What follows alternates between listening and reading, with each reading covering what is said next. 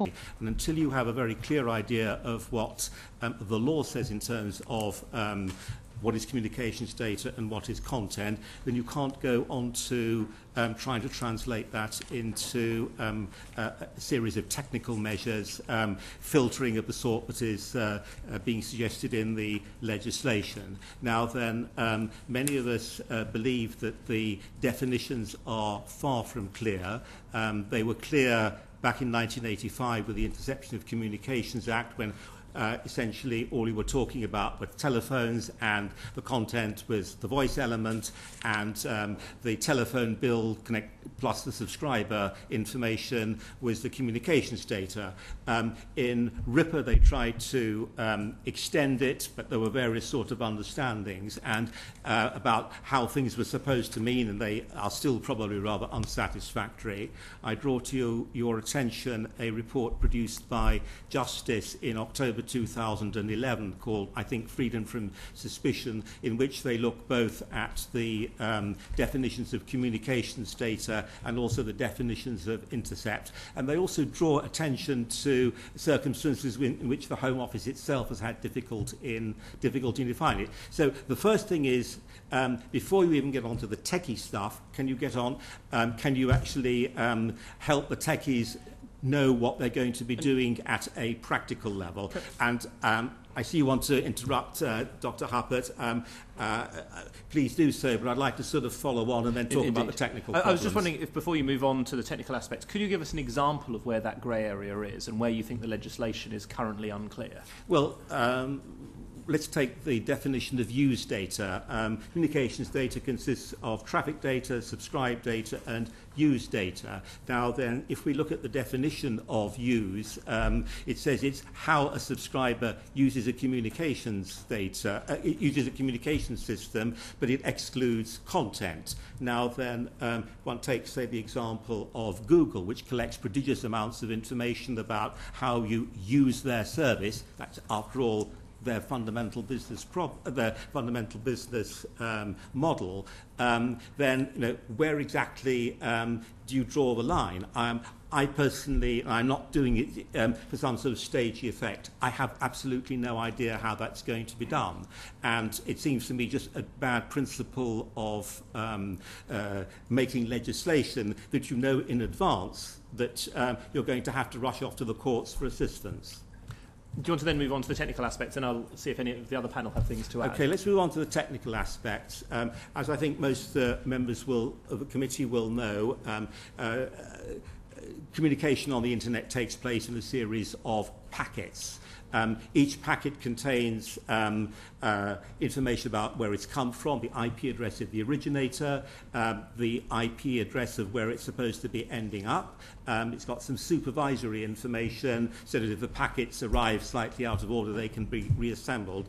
And the rest of it is what we call the payload. Now, the payload may be for RIPA purposes, and for purposes of this bill, it might be content, or it might be communications data, or it might be simply flags or pointers which tell you what is going to happen afterwards. Now then, if you are carrying out some sort of technical analysis, you're using this deep packet inspection kit to carry out an investigation, you can't look at it on a packet-by-packet basis. You have to collect a series of packets. You may need to reassemble them, perhaps into web pages, in order to understand what is going on. It gets more complicated than that. Well, first of all, let me just say what the challenge is. Mostly when you're using DPI kit, you're carrying out a specific investigation. You're using it to find out if somebody is committing a fraud, if the computer system is being attacked, if a piece of equipment is misbehaving. So you know what you're doing. In this particular instance, the CSP is not carrying out the investigation. They're carrying out the requirements of legislation to separate out communications data and content. So there's a huge the requirement on the kit is absolutely fantastic, and that's why it costs a great deal of money. One final point, very often a lot of this data is going to be encrypted, so that only small parts of the packets are going to be visible and understandable. The CSP will know that both content and data and communications data have gone through, but because it's encrypted, they won't know why. And the encryption is not to thwart anybody, it is to protect the end user from routine eavesdropping. I apologise for the long answer, but I hope that's going to help people get the picture. And do any of the other members of the panel have things to add? I mean, we don't need to hear the same information again, but if there's anything that anyone wants to add. I think there are 3 and perhaps 4 difficult use cases the committee should consider. The difficult use case during the RIP Act was what happens if someone went to Google and typed in pregnancy test. Is the traffic data the URL www.google.com, or is it www.google.com/query pregnancy and test? And we had a big debate in Parliament which came to the conclusion that traffic data was just up to the first slash. However, the world has moved on. The next use case is augmented reality. As we walk around with our mobile phones, we come to a shop, the shop's got a QR code offering 10% off, so you go with your phone and you go beep. You scan the QR code, you have gone to that website. As you walk around the street and interact with reality, your traffic data, your communications data, is not just a history of your location through your cell site location history, it is also a history of your attention. Right? That is the very click stream, the very attention stream that Parliament decided in its wisdom 12 years ago it wasn't going to give to the police as communications data. And now the set of websites that you visit is ever more going to give away your attention sequence for you. And once you've got Google Goggles, and Google Goggles start recognizing people you know, so when I look at Julian, I see Julian's website, and when I look at Nick Brown, I see Nick Brown's website, that's all communications data. It contains what I've looked at, who I've looked at. Finally, in the research labs, the distinctions are about to be abolished because as we move to software-defined networks, it may no longer be packets we're moving around, but cache lines or streams or data at other levels of abstraction. Professor Creese, Mr. Wintle? Yes, I'd like to add something. I think my learned friends have all made excellent points, my Lord Chairman. However, I would go as far to say that technically it is still feasible to define or create a definition of communications versus content. But I think we have to recognise that the challenges that my learned friends have laid out for us, that it won't be straightforward, that we are going to witness a blurring of what may have historically been considered to be in the realm of content data, which frankly now will crop up as communications data. But that does not mean it's technically infeasible to create these definitions. But do you think the draft of the bill that we have currently has a clear line? I think there are many difficulties with the draft of the bill, and if I was to try and sum it up succinctly, I would say that my view is that they, in some way, that it's because it inherits so much terminology of telecommunications. In fact, it's littered with references to telecommunications service providers. And yet, many of the organisations and many of the digital-based services that I believe the bill is trying to reach out to are run by organisations who won't perceive themselves to be in the business of telecommunications. If somebody's running instant messaging, is that telecommunications or is that cloud services? Are cloud services telecommunications in the context of the bill? So I think there's an awful lot of language that it may be still out of date, and some work needs to go into bringing this up to date with, Ross has mentioned augmented reality. I mean, there's an awful lot of functionality, rich content, that this bill does not inherently address or directly address, but that probably should and could do a better job of. Can I take Mr. Wintle? I think he hasn't had a chance to. I would break it into 2 separate parts. There's the difficulty of separating the content if you are the communications provider and you're willingly involved in the process, which for certain types of communication is doable. And for other things, for example, in Second Life, what is communication? If someone comes and drops a parcel in one place and somebody else picks it up, am I, as the maintainer of Second Life, meant to log all of these movements of these objects and who passed what to what? And if so, the cost of this is enormous. And the second one is, of course, when you're using the black boxes and you're trying to do the interception, absolutely categorically you're going to get some blurring. Some of the stuff that worked one day didn't work the next day. And so some of the data you think is perfectly valid and has this isolation will not, even if you do everything perfectly and an ideal world exists, which it doesn't. Okay. Thank you. Can I just ask, I think, Professor Anderson, in your submission, you talked about the possibility that although this bill quite explicitly says that it wouldn't allow collection of any interception under this bill, nonetheless the equipment that could be installed and paid for with the £1.8 billion could itself be used for interception once it's already doing deep packet inspection already. Is that a concern that the rest of the panel would share, that this could be a way that essentially that the government is paying to have more interception capability, even though interception is nominally not in this bill? It's not particularly my view. If you go along and look at Ripper, you think I haven't got all the details of Ripper sort of permanently imprinted on my brain, but I think if you look at sections 5 and sections 8, which cover certificated warrants, then in essence that gives the Foreign Secretary in this case the power to give quite broad warrants to GCHQ to carry out interception, and taken together with the Section 12 of Ripper, which is concerned with requiring CSPs to put in interception facilities. My guess is that straightforward interception is the legislative power, the legislative route is all there, and it's really then a question for the Director General of GCHQ to get extra funding for whatever he believes is necessary, and to persuade presumably the JIC of the correctness of his view. Anyone else? I felt the bill was clear on this point, and no technology exists without controls and balances around it, and due process, etc. And I would recommend that in evolving the bill that further attention be put in those areas in general, not just on this point, but as a safeguard.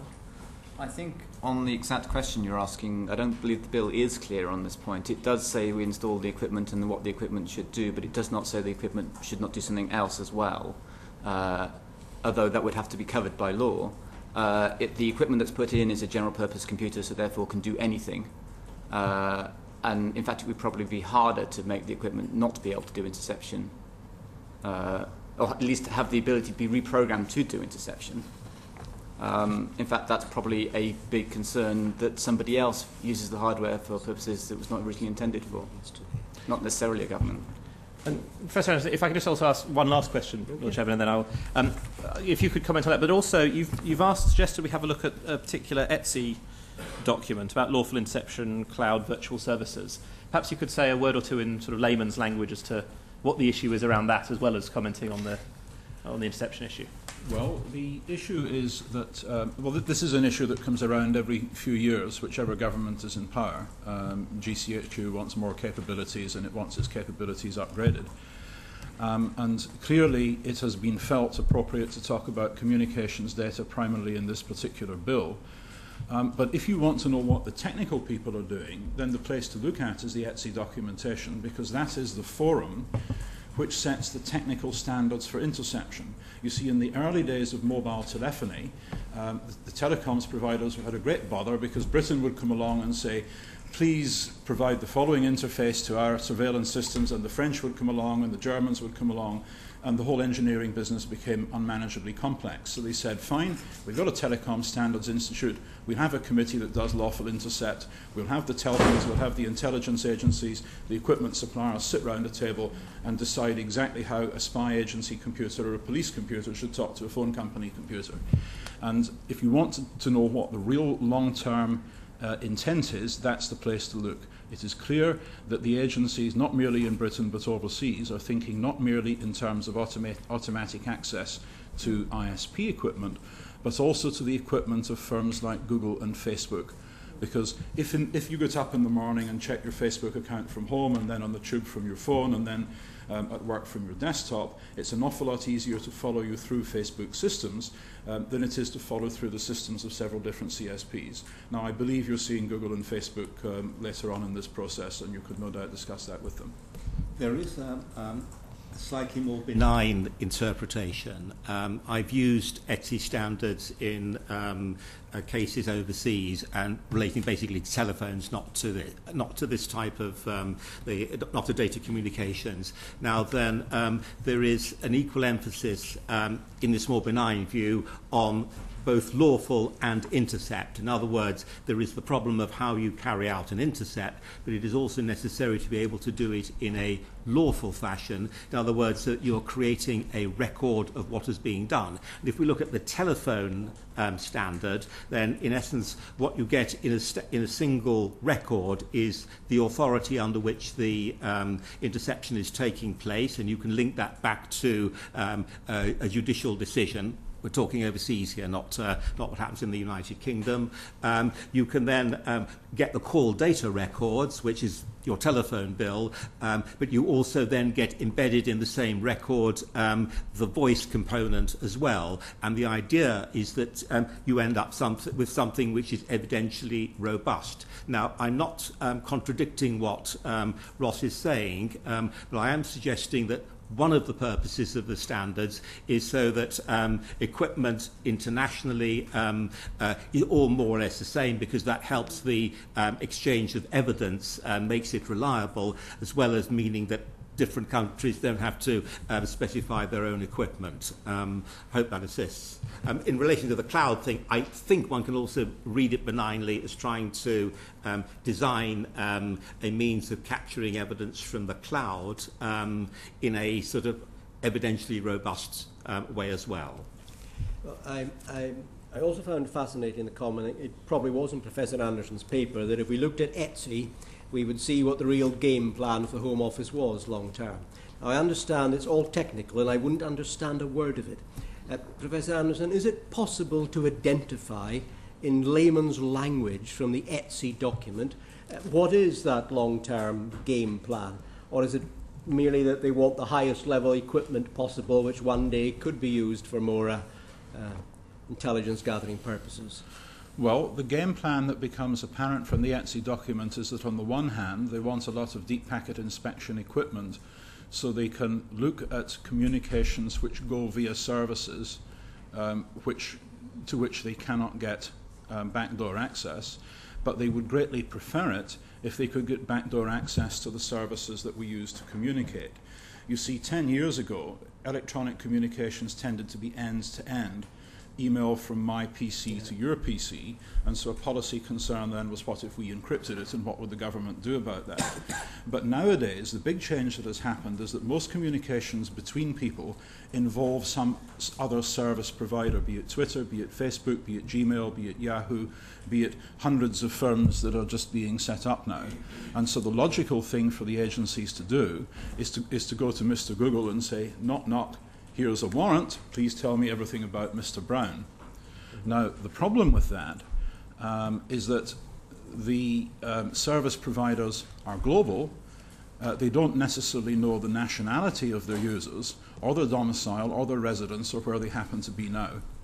And this slows up the whole operation, because if somebody says to Google, knock knock, please give me Mr. Brown's Gmail, Mr. Google's lawyers will quite properly want to make sure that he's a UK citizen, that he's a resident, that he's actually physically present here, and that it isn't some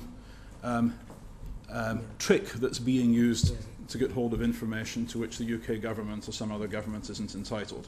So the move to service providers gives the potential for much greater coverage, but it brings with it enormous complexity and difficulties both technical and legal. That's what ETSI is focusing on. Okay, sir, all I'd ask is if you can send us a short paper backing up your view that the real game plan of the Home Office can be revealed in the ETSI documents. I'd like to see the relevant bits of the ETSI documents which justify that, and your analysis of them, if that's possible. And we won't do it today, sir. Lord Strasbourg, or no, Baroness Cohen, you wanted to come in this bit part first. I have at last, and thank you, Professor Creese, at last grasped why I'm having such difficulty with this subject, that we are not using the bill and I are using the language I understand, which does not seem to me to relate actually to the subject. Is there a way that by changing the language in the bill, the whole thing will fit more closely with what's going on the ground? Because if the language doesn't fit, you're going to be lawyered all over the place. Yes. It's going to come unglued immediately you get to the courts. Yes. And this, finally having, thanks to you, Professor Creese, grasped what is wrong with my perception of the subject, and as a lawyer, what's going to happen when you get to the courts, I'm seriously worried. Yeah, I think it's possible to fix, but I think you need to be aware that as soon as you attempt to do that, you will open up a floodgate of issues relating to what are the nature of these things that are not typically telecommunications? What is it that this data consists of? What are the practicalities of achieving this filtering functionality, etc.? And having read some of the evidence you've already taken, I think people have already raised these issues with you, the complexity of this and how that relates to cost. But I still maintain from a technical standpoint, it's doable. It's possible, yes, but I just think you need to be prepared for that debate to widen as soon as you do this, because the language is so constrained in the bill at the moment. And once you embrace that opening up, I think you'll find there are other things to be dealt with, including the complexity of the governance that you place around it and the processes and how you monitor the automation that you're putting in place, what the proper auditing should be. It's certainly not annual, etc. Yeah? Is my suspicion broadly correct that by trying to extend this to foreign CSPs, we have opened Pandora's box?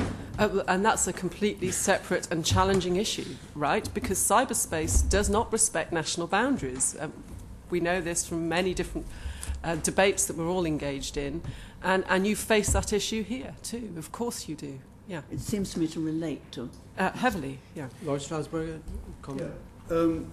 DPI, Deep Packet Inspection, has already been mentioned several times today, and the Home Office in their evidence sought to convince us that the shortfall between the data they'd like to collect and the data they're able to collect, or even will be able to collect if this is enacted, could be filled by DPI. Now, my understanding of DPI is that it's a targeted technology, targeted at a single user or a single service or whatever, and it's not a catch-all for the collection and retention of data. Would I be right on that? I think that was the point I was trying to make in my sort of earlier, rather lengthy explanation. Mostly you use DPI as an investigative or detective tool where you know what you're looking for, whereas in the current situation, the CSP is simply being told to apply the formula. If I can just briefly sort of come back to the question of the confusion in the legislation. Part of the problem is that you have two very, very distinct types of regimes. Communications data comes under the remit of the senior designated officer. It is admissible, and that's how it enters into the court. Content, very unusually, if we look at it worldwide, is something that where a warrant is issued by the Secretary of State, and it is not admissible. And it is the fact that these things are, although they may be very similar technically, there's a big overlap. The fact that there is this huge gap in terms of how it's handled by the courts that is the real problem. My own suggestion about how one reforms it isn't to try and reform the definitions, which I think are proving increasingly difficult. I mean, there have been Home Office civil servants trying to do it for several years now. I suspect you need to recast it in terms of the way other aspects of RIPA work, which is to look at the levels of intrusions, that you would have warrants which are about levels of intrusion, and therefore the way in which things are going to get, warrants are going to get issued depending on that. So directed surveillance, intrusive surveillance. And that seems to me to be a much easier route to go, and something that is going to be much easier for people to understand. But that's obviously not in contemplation in the bill in front of you. So, can I just clarify what you've said about DPI? I think you said, correct me if I'm wrong, that DPI is a tool for interception. It is not a tool that's going to help with data. No, it's potential. a tool for investigation. Right. At present, BT's got DPI capacity on about 100,000 lines, let's say 1% of the total, and the other 4 or 5 big providers have probably been told to install something similar. With this capacity, you could, in my view, have a regime of targeted communications data preservation, in that the software in the boxes that provide service to the 200,000 or so most suspected individuals in Britain could right now harvest communications data and retain it for later use. There is absolutely no reason why that can't be done right now by GCHQ. And therefore I argue that there is absolutely no need for this bill and the considerable expenditures of public money that are attached to it at a time when we're cutting police numbers. So yes, DPI can be used to collect comms data, and yes, we do have the capacity to collect industrial quantities of it at present on hundreds of thousands of households simultaneously. Mr. Wintle, on the DPI, what needs to be understood is that software has to be tweaked or written from scratch for each new service that they wish to intercept.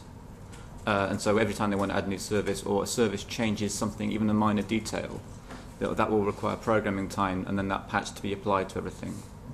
And so it is effectively, the machine does a full intercept of everything that's been sent, and then pulls out the bits it thinks are relevant, possibly in a stupid way, but hopefully correctly.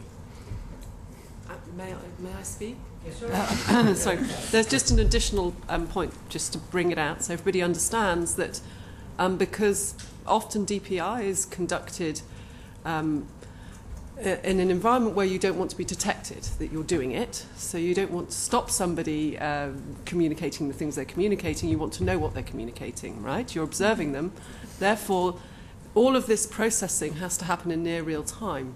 So you have to achieve this deep packet inspection, unless you're using it to archive, as Ross was describing, capture it, look at it, take the bits you want, and to do that without affecting the service, the communication service that the people involved are getting. And therefore it's resource heavy and costly, and as my learned friend says, to do that deconstruction, to pick out the bits that you need, you have to understand the protocol that oversees how it's constructed, and so any slight change will require effort on your part.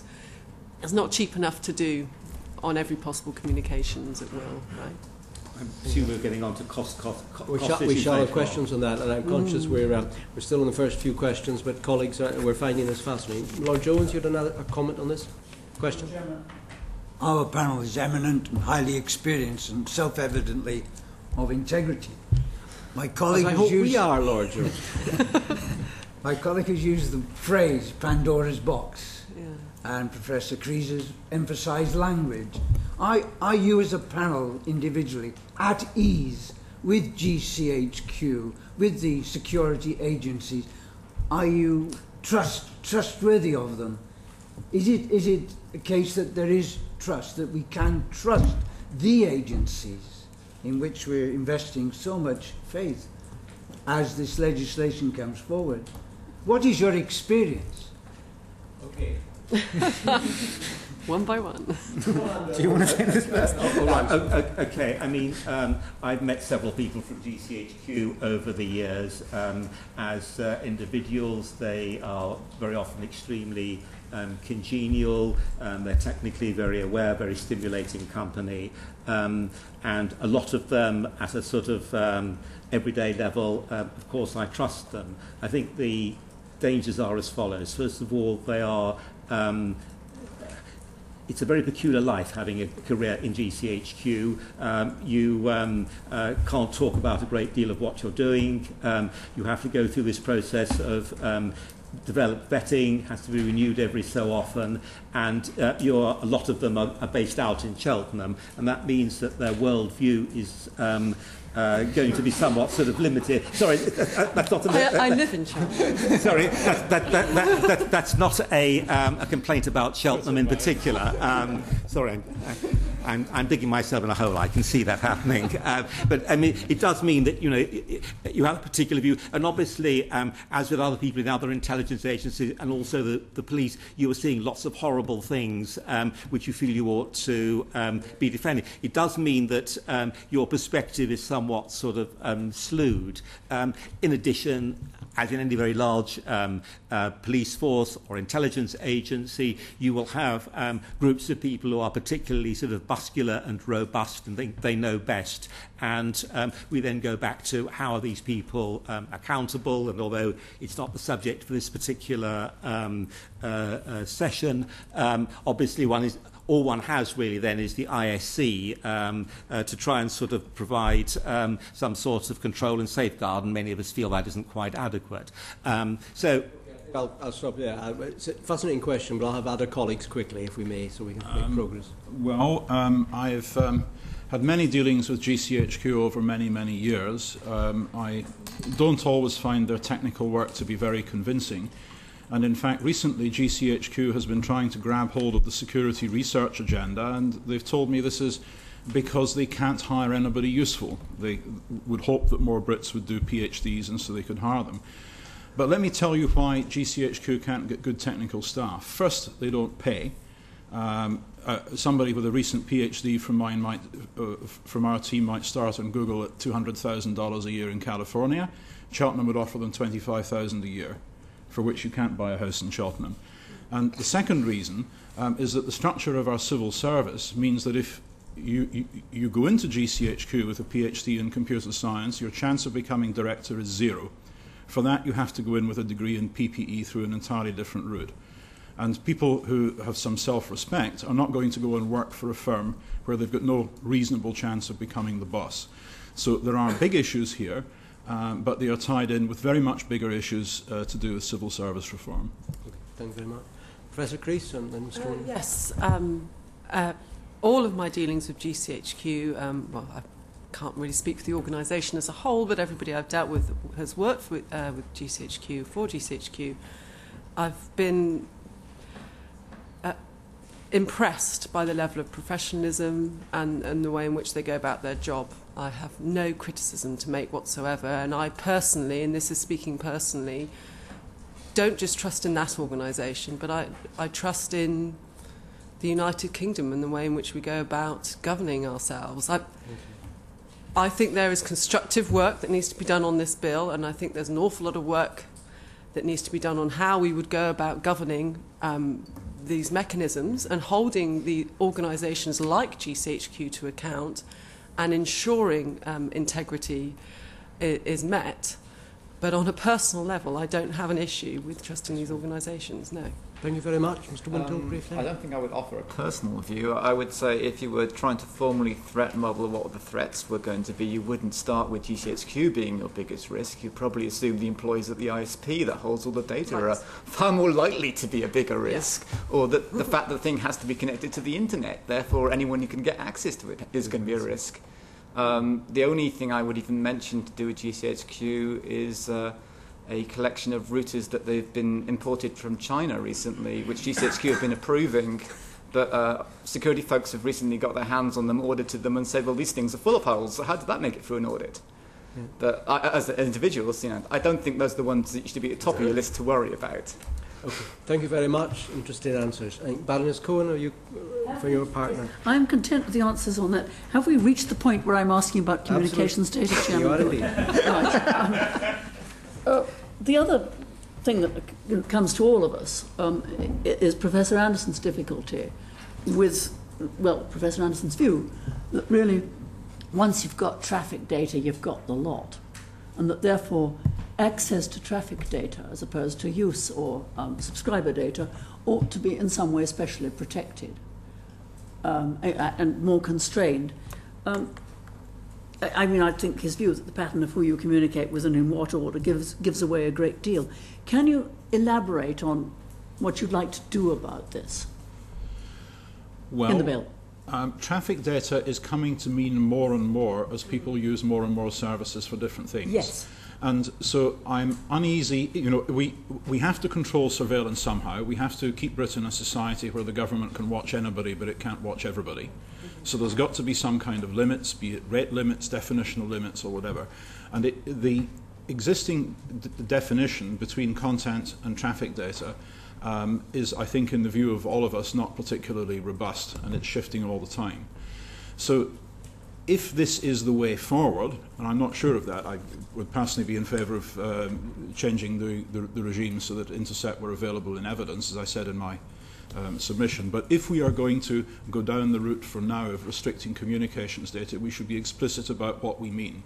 If we mean call data records, it should spell that out, CALLDATA, you know, on the face of the bill, rather than leaving it to a future Home Secretary to decide, well, let's, by order or even by secret notice, extend the definition of communications data so that it includes your Google Calendar. Calendar is who met whom when? Right, that's traffic data, isn't it? That's the traffic data as reported by a private eye following somebody around that he met him at such and such a time. Wouldn't it be convenient if you're an investigator to press a button and get the calendar data for everybody who's working for a bank that you're investigating if you're at the FSA? You can see the temptation.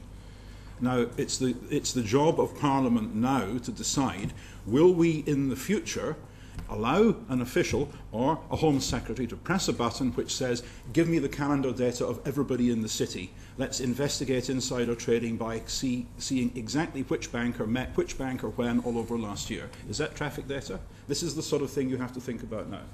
Also, the other sort of thing, do you believe that the definition of communications data should extend to web activity? It's a kind of side branch of the point. Well, this is the fight that we had in Parliament in 2000 as the RIP bill was going through, because the Home Office thought that if you went to search for a pregnancy test online, the URL, which the police should be able to get as comms data, would be google.com/query equals pregnancy and test. And NGOs managed to persuade Parliament that this was a step too far, and instead it should only identify the fact that somebody had gone to Google to do a search, but not what the intent of the search had been. In other words, the intent of the search should be treated as content. Now, this question will come up again and again and again unless you make the definitions explicit. It will come up every time somebody invents a new service, a new way of making online context richer and easier to use. It depends what you put into the log. You can tell log to collect relatively small amounts of information or huge amounts of information. So I understand why you're putting the question, but unless you know what the size of the remit of the log is, what is actually being collected, you can't actually answer the question. One of the things I found when reading the bill was that quite frequently I thought the person writing the bill had thought of one particular circumstance and then tried to write a generic version. Yeah. And it doesn't work. Would it be right in saying that in the year 2000 you were generally content that RIPA and the definitions of traffic, user, content were about right, and it matched the technology, the definitions were about right? Are you now suggesting that even if we did not have this draft bill, RIPA is no longer fit for purpose and should be rewritten? Well, we took the view at the time that RIPA was a bad bill, and we just had to marshal all the available lobbying resources that we could, in the press, in the House of Lords and elsewhere, to make the best that we could of a bad job. Now, if we were going back to redesign an intelligence and surveillance control regime with a clean sheet of paper, then of course we would tear it up. Of course, I would in particular like the UK to be like almost every other civilised country in having judges giving warrants for surveillance which would then include access to content. And the fact that the content as well as the traffic data were available would enable more criminals to be convicted. It would also enable innocent people to be acquitted. And the fact that this were all out in the open would mean that the mechanisms of surveillance would be very much more transparent, and we wouldn't have all the uncertainty and cynicism that surrounds the Interception Commissioner and his colleagues. Okay, and if you were rewriting that part of RIPA at the moment, would you base it on Professor Sommer's view that it should be on the levels of intrusion, new categories based on levels of intrusion. So merely knowing my name and address and my mobile phone number might be a lower level. Knowing everywhere I've been in the last 5 minutes when my phone is acting as a tracker may be at a higher level. Can you make up a policy on that which would be sensible? I think we possibly could, because now that we've seen how RIPA is used in practice, we've seen that the great majority of inquiries are simply for reverse directory lookup. Somebody has a mobile phone number of a suspect and they want to put a name and address to that. Now, that's a much less serious thing than digitally following somebody around for a week, which in turn is a less serious thing than observing, listening to all their phone calls and observing all their web activity for a month. Now, how do you set up categories like that? I am attracted to the idea that this is a task for the judiciary, because as a general principle in technology policy, those countries which let the judiciary tweak the rules get a better time of it, because there's a shorter time constant. The judiciary can respond within 2 or 3 or 4 years to a change in technological circumstances, whereas parliaments, as you know, have very busy agendas, and it's not every parliament manages to turn its attention to the questions here. So you have to wait 10 years for parliament to get around to thinking about... Yes, sir, but we can't give the judiciary a blank page. We've got to give them guidelines of some sort.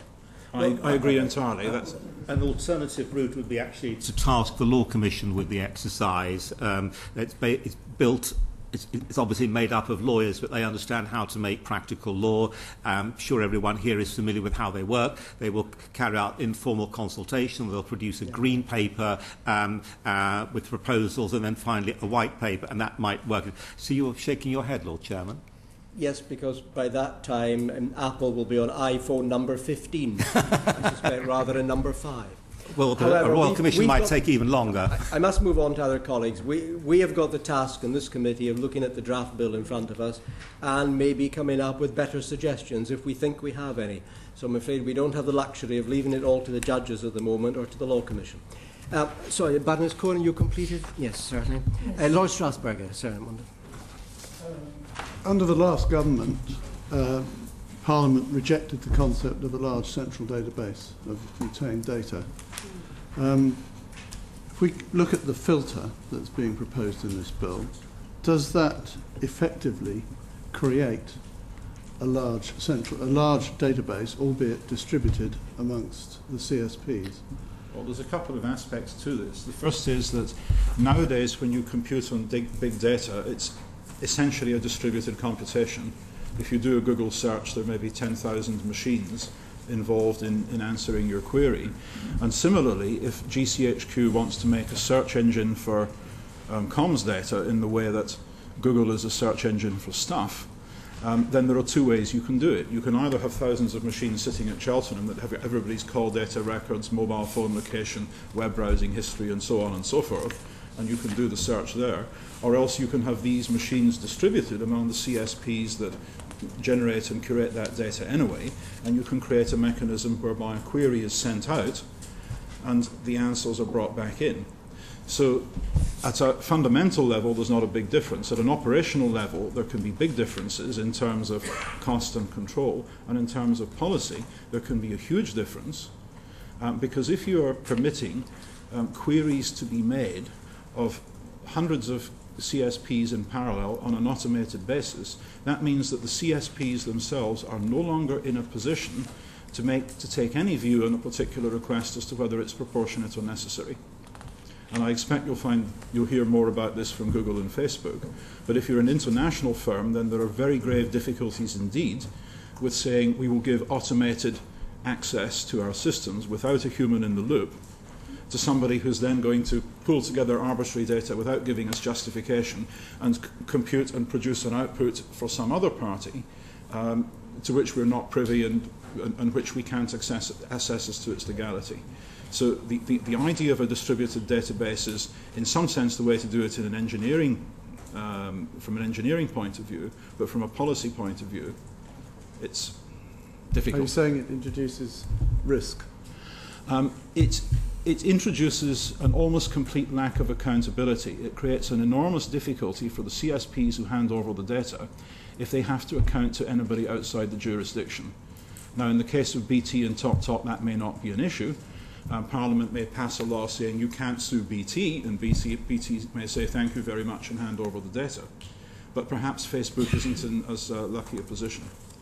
Well, in fact, if you look at the detailed legislation, the way in which things are supposed to work, then any intermediate data that it held, you have this rather curious sort of entity, this request filter entity.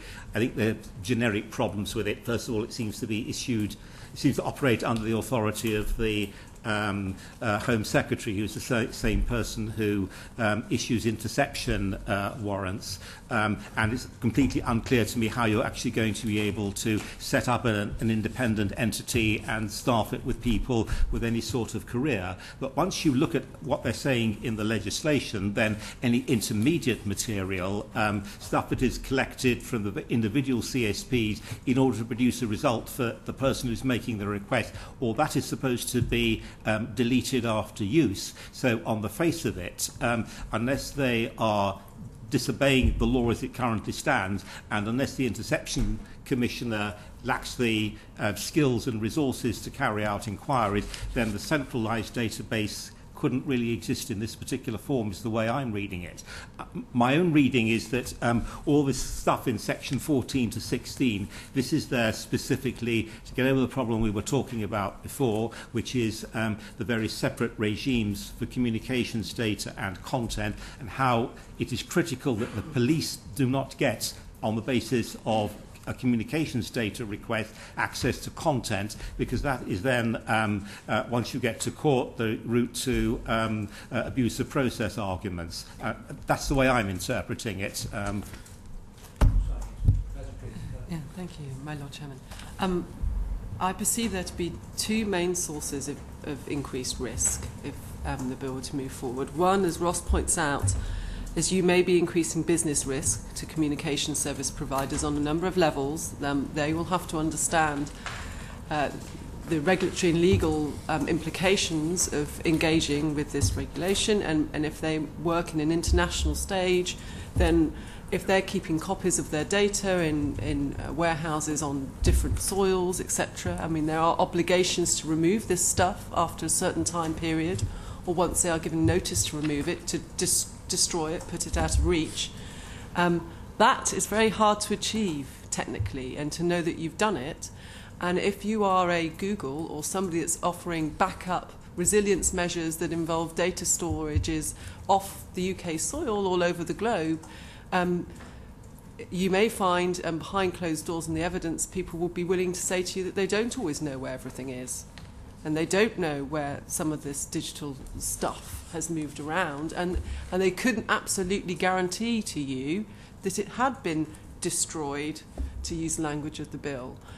So that there will be risk introduced at the business level to these communication service providers on many levels, but that's something that you will no doubt explore with them. And then, of course, there's this other issue of privacy risk to individuals. Now, if you are operating this distributed system, which makes sense on many, many levels, you have to understand that if you are obliging increased amounts of personal information to be stored at all of these different sites, then you are potentially exposing people to risk.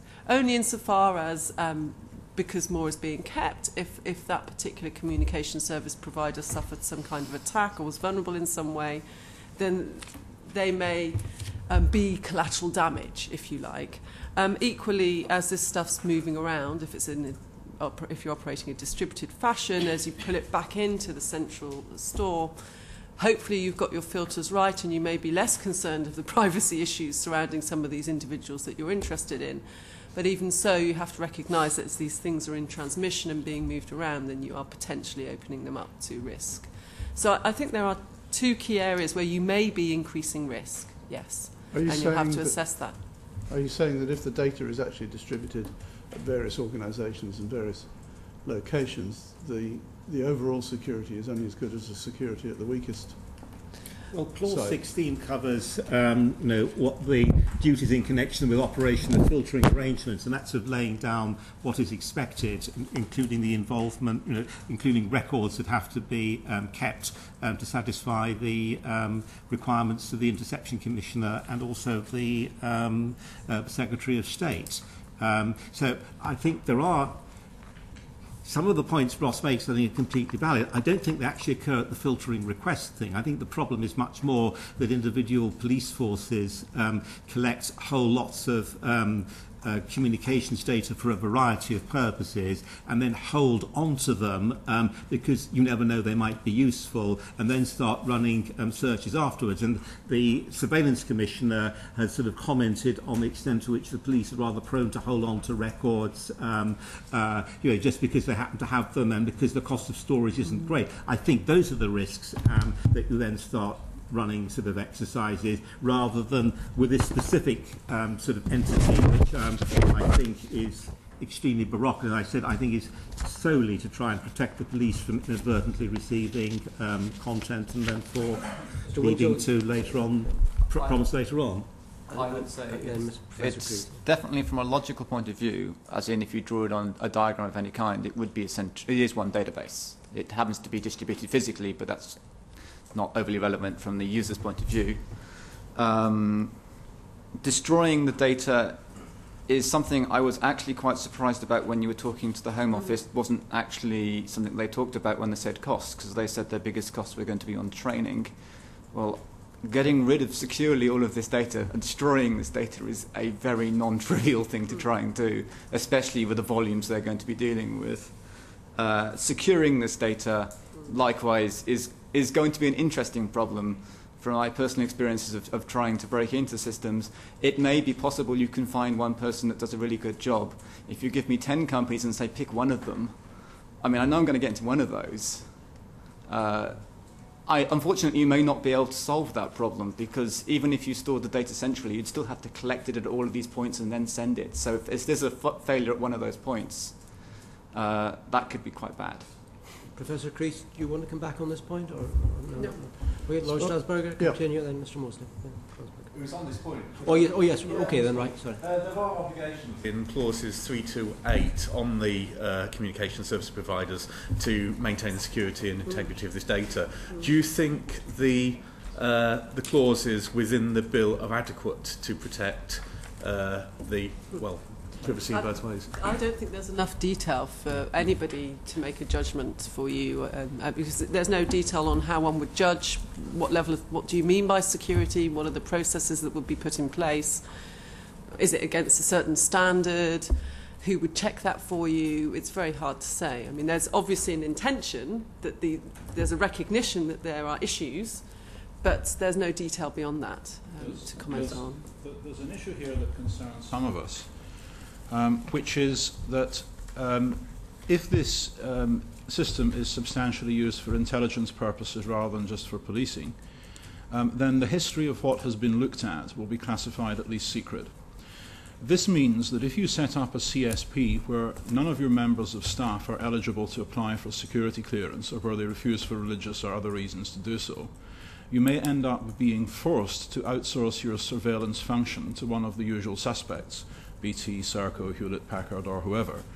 And given the way that such markets work, I would expect that the large numbers of small CSPs that you see springing up in East London, most of whose founders are not, do not have their father having been born in Britain, would end up being, in effect, compelled to use the surveillance services of perhaps one or two large facilities management firms. That's how these things tend to work out.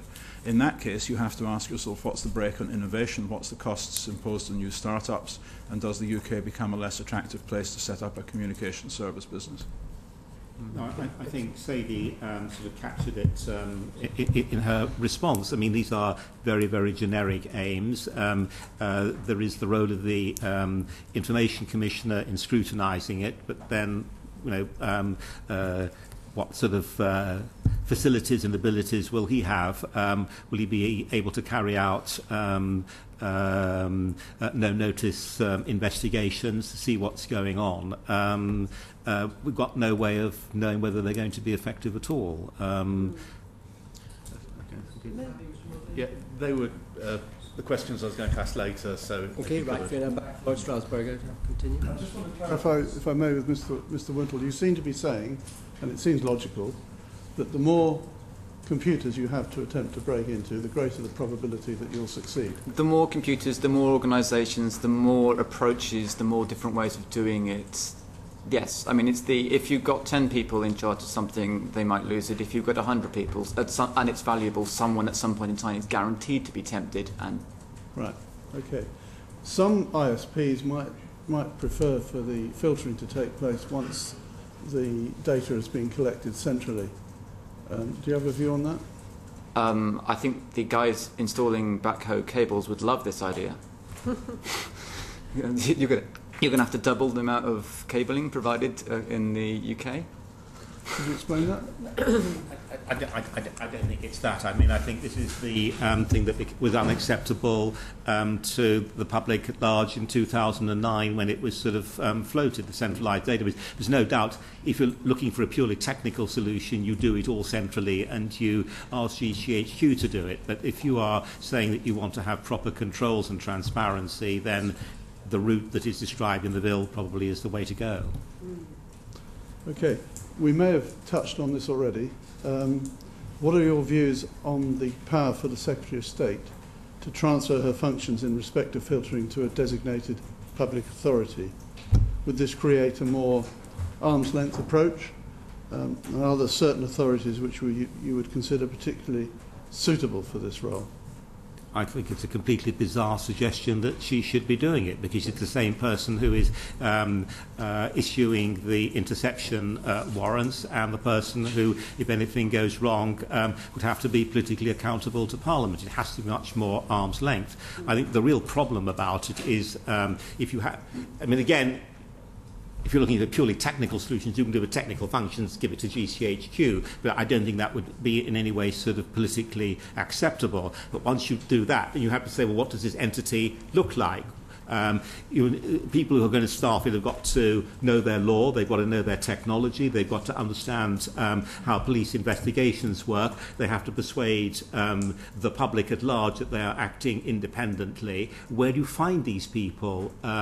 What sort of career path are they going to have? I just can't see it functioning at any sort of level. I mean, even if you say, look, well, we'll have some good cyber cops there.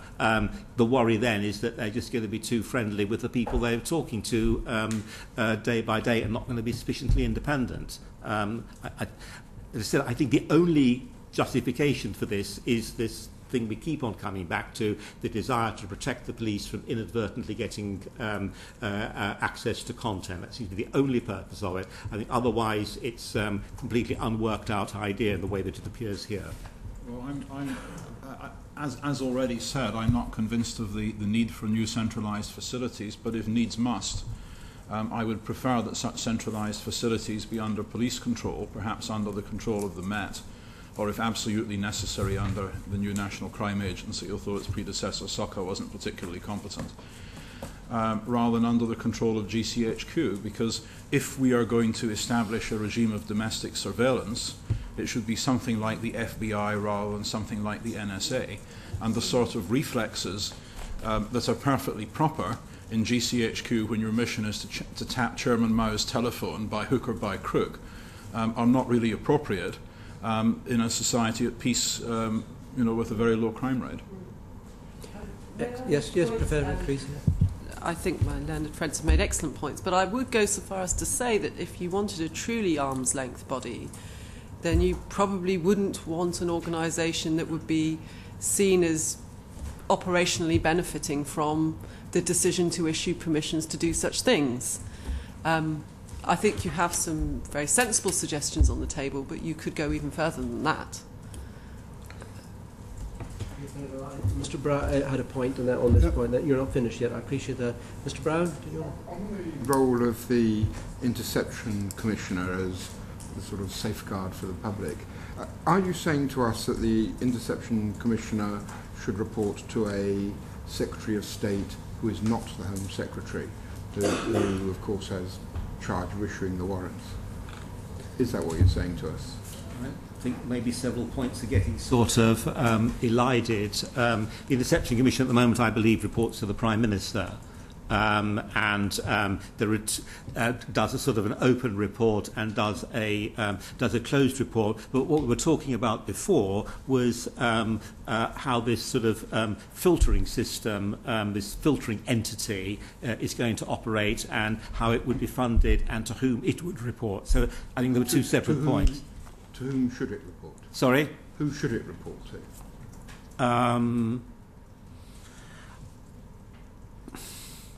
Well, since I don't think it's a good idea at all, I'm not sure that it should be reported to anybody. I just think it's a futile idea. I don't think, if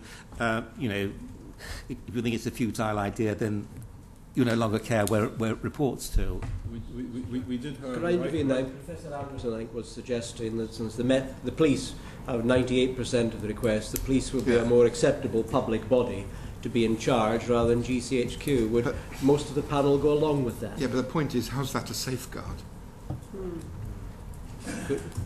Well, there's an issue with the credibility of the current commissioners among techies. For example, we wrote to the Interception Commissioner, and I'm happy to share a copy of the letter with the committee about questioning whether the arithmetic in his recent report added up. So, we definitely need a little bit more quality control on the technical side on the existing supervisory arrangements. What would your ideal safeguards be? If interception were done as it is in the Netherlands, for example, where it's used absolutely routinely in serious crime cases, then there isn't really a safeguards issue, because doing wiretapping is just another thing that the police do, like having cars and helicopters, and everybody understands it because it routinely comes through the courts and is subjected to testing by advocates cross-examining witnesses and calling technical witnesses. So the fact that it becomes an everyday thing means that you no longer have to invent special ritual magic to reassure people. I entirely agree with that. The normal court process of disclosure and testing of evidence really should answer a lot of the issues. My technical answer would be don't collect a database of all of this communications data for everybody in the entire country. Because if data you don't collect, you can't lose. And by actually collecting it, you're creating the whole problem in the first place. If you have another way of solving it, please go that way first. Very much. Back to Lord Strasbourg. Yeah, still on the filter. There'll be no paper trail. Yes, there will. I saw the draft question. Right. The intention is that there will be, and although it may not be there, ACPO are our data communications group, and they are trying to design one at the moment. By no means complete, but they know that they have to do it. The idea is there will be a paper trail. There's going to be a problem, though, if people try to rely on the output of the filter in evidence. If the output of the filter is only used to tell the police, knock on the door on 13 Acacia Avenue and you might find some cocaine in the garage, then the cocaine is the substantial evidence. But if, on the other hand, the filter is used to argue in court, Mr. A made 127 of his communications over the last year out of 387 with Mr. B, then the defence might want access to the system so that they can say, well, actually Mr. A only made 68 of his communications out of a total of 4,000 with Mr. B, and therefore this is wrong. When you drive an engine like Google, the numerical answers that you get can depend very critically on the exact phrasing of the kind of queries you make. And so once you start bringing filter type evidence before courts, if it's ever going to be used in evidence at all, then there are great difficulties about the testability of that evidence unless you give defence lawyers and their experts access to the machinery to kick the tires and play with it. As always, it's about how you ask the question. And no doubt people will become skilled at asking the questions for which they already know the answers. Yeah. And over time, defence lawyers will get fed up with this and it will all go to Strasbourg and blow up. Thank you very much. So Mr. Mosley, do you have something specific on this? in previous evidence, we've heard that the filter would be there just for more complex cases, that a lot of the police would be able to go in and just do requests under the Data Communications Bill straight to the CSPs for a lot of minor things, but for more complicated things, plus multiple CSPs, they'd use a filter. Would there not be some advantage in forcing all requests through the filter? Because then you can put security, authentication, logging, etc. on that filter, so that you know exactly what the requests are put in, and there's no other ways for requests to go through any other avenues. Well, you've already got with the CSPs the SPOC system, the single point of contact. So you've got the police have got the single point of contact, or the police agency, and the CSP have their SPOCs. So that gives the clarity. If it's a simple request, why did it have to go through an additional filter? A lot of the requests are going to continue to be extremely simple, so I wouldn't have thought it needed to do that at all. The SPOC system and the training that people get are designed to try and limit problems of just individual police officers asking ill-educated questions of techies who happen to answer the question happen to answer the phone in the CSP at a particular point. So I'm not sure that suggestion would altogether work, Mr. Ellis. Okay, thank you very much. I'll skip my question 8 for the moment, Lord Foulkes, and move on to you. Thank you, yes. I want to ask you about the impairing innovation, which is something that Professor Anderson, you discuss in your report. The danger, I think, if I've understood it correctly, that the bill might operate so as to discriminate effectively against smaller CSPs as opposed to BT or something like that, since they are being required to provide law enforcement provisions. Is this going to stifle innovation?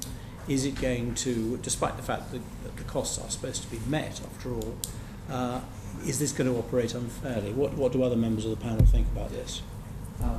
I'll start on that. One of the things I actually did notice during the previous evidence sessions is because we keep using the CSPs as a statement, and we tend to think of them as a telephone provider or an ISP, but that can be service providers as well.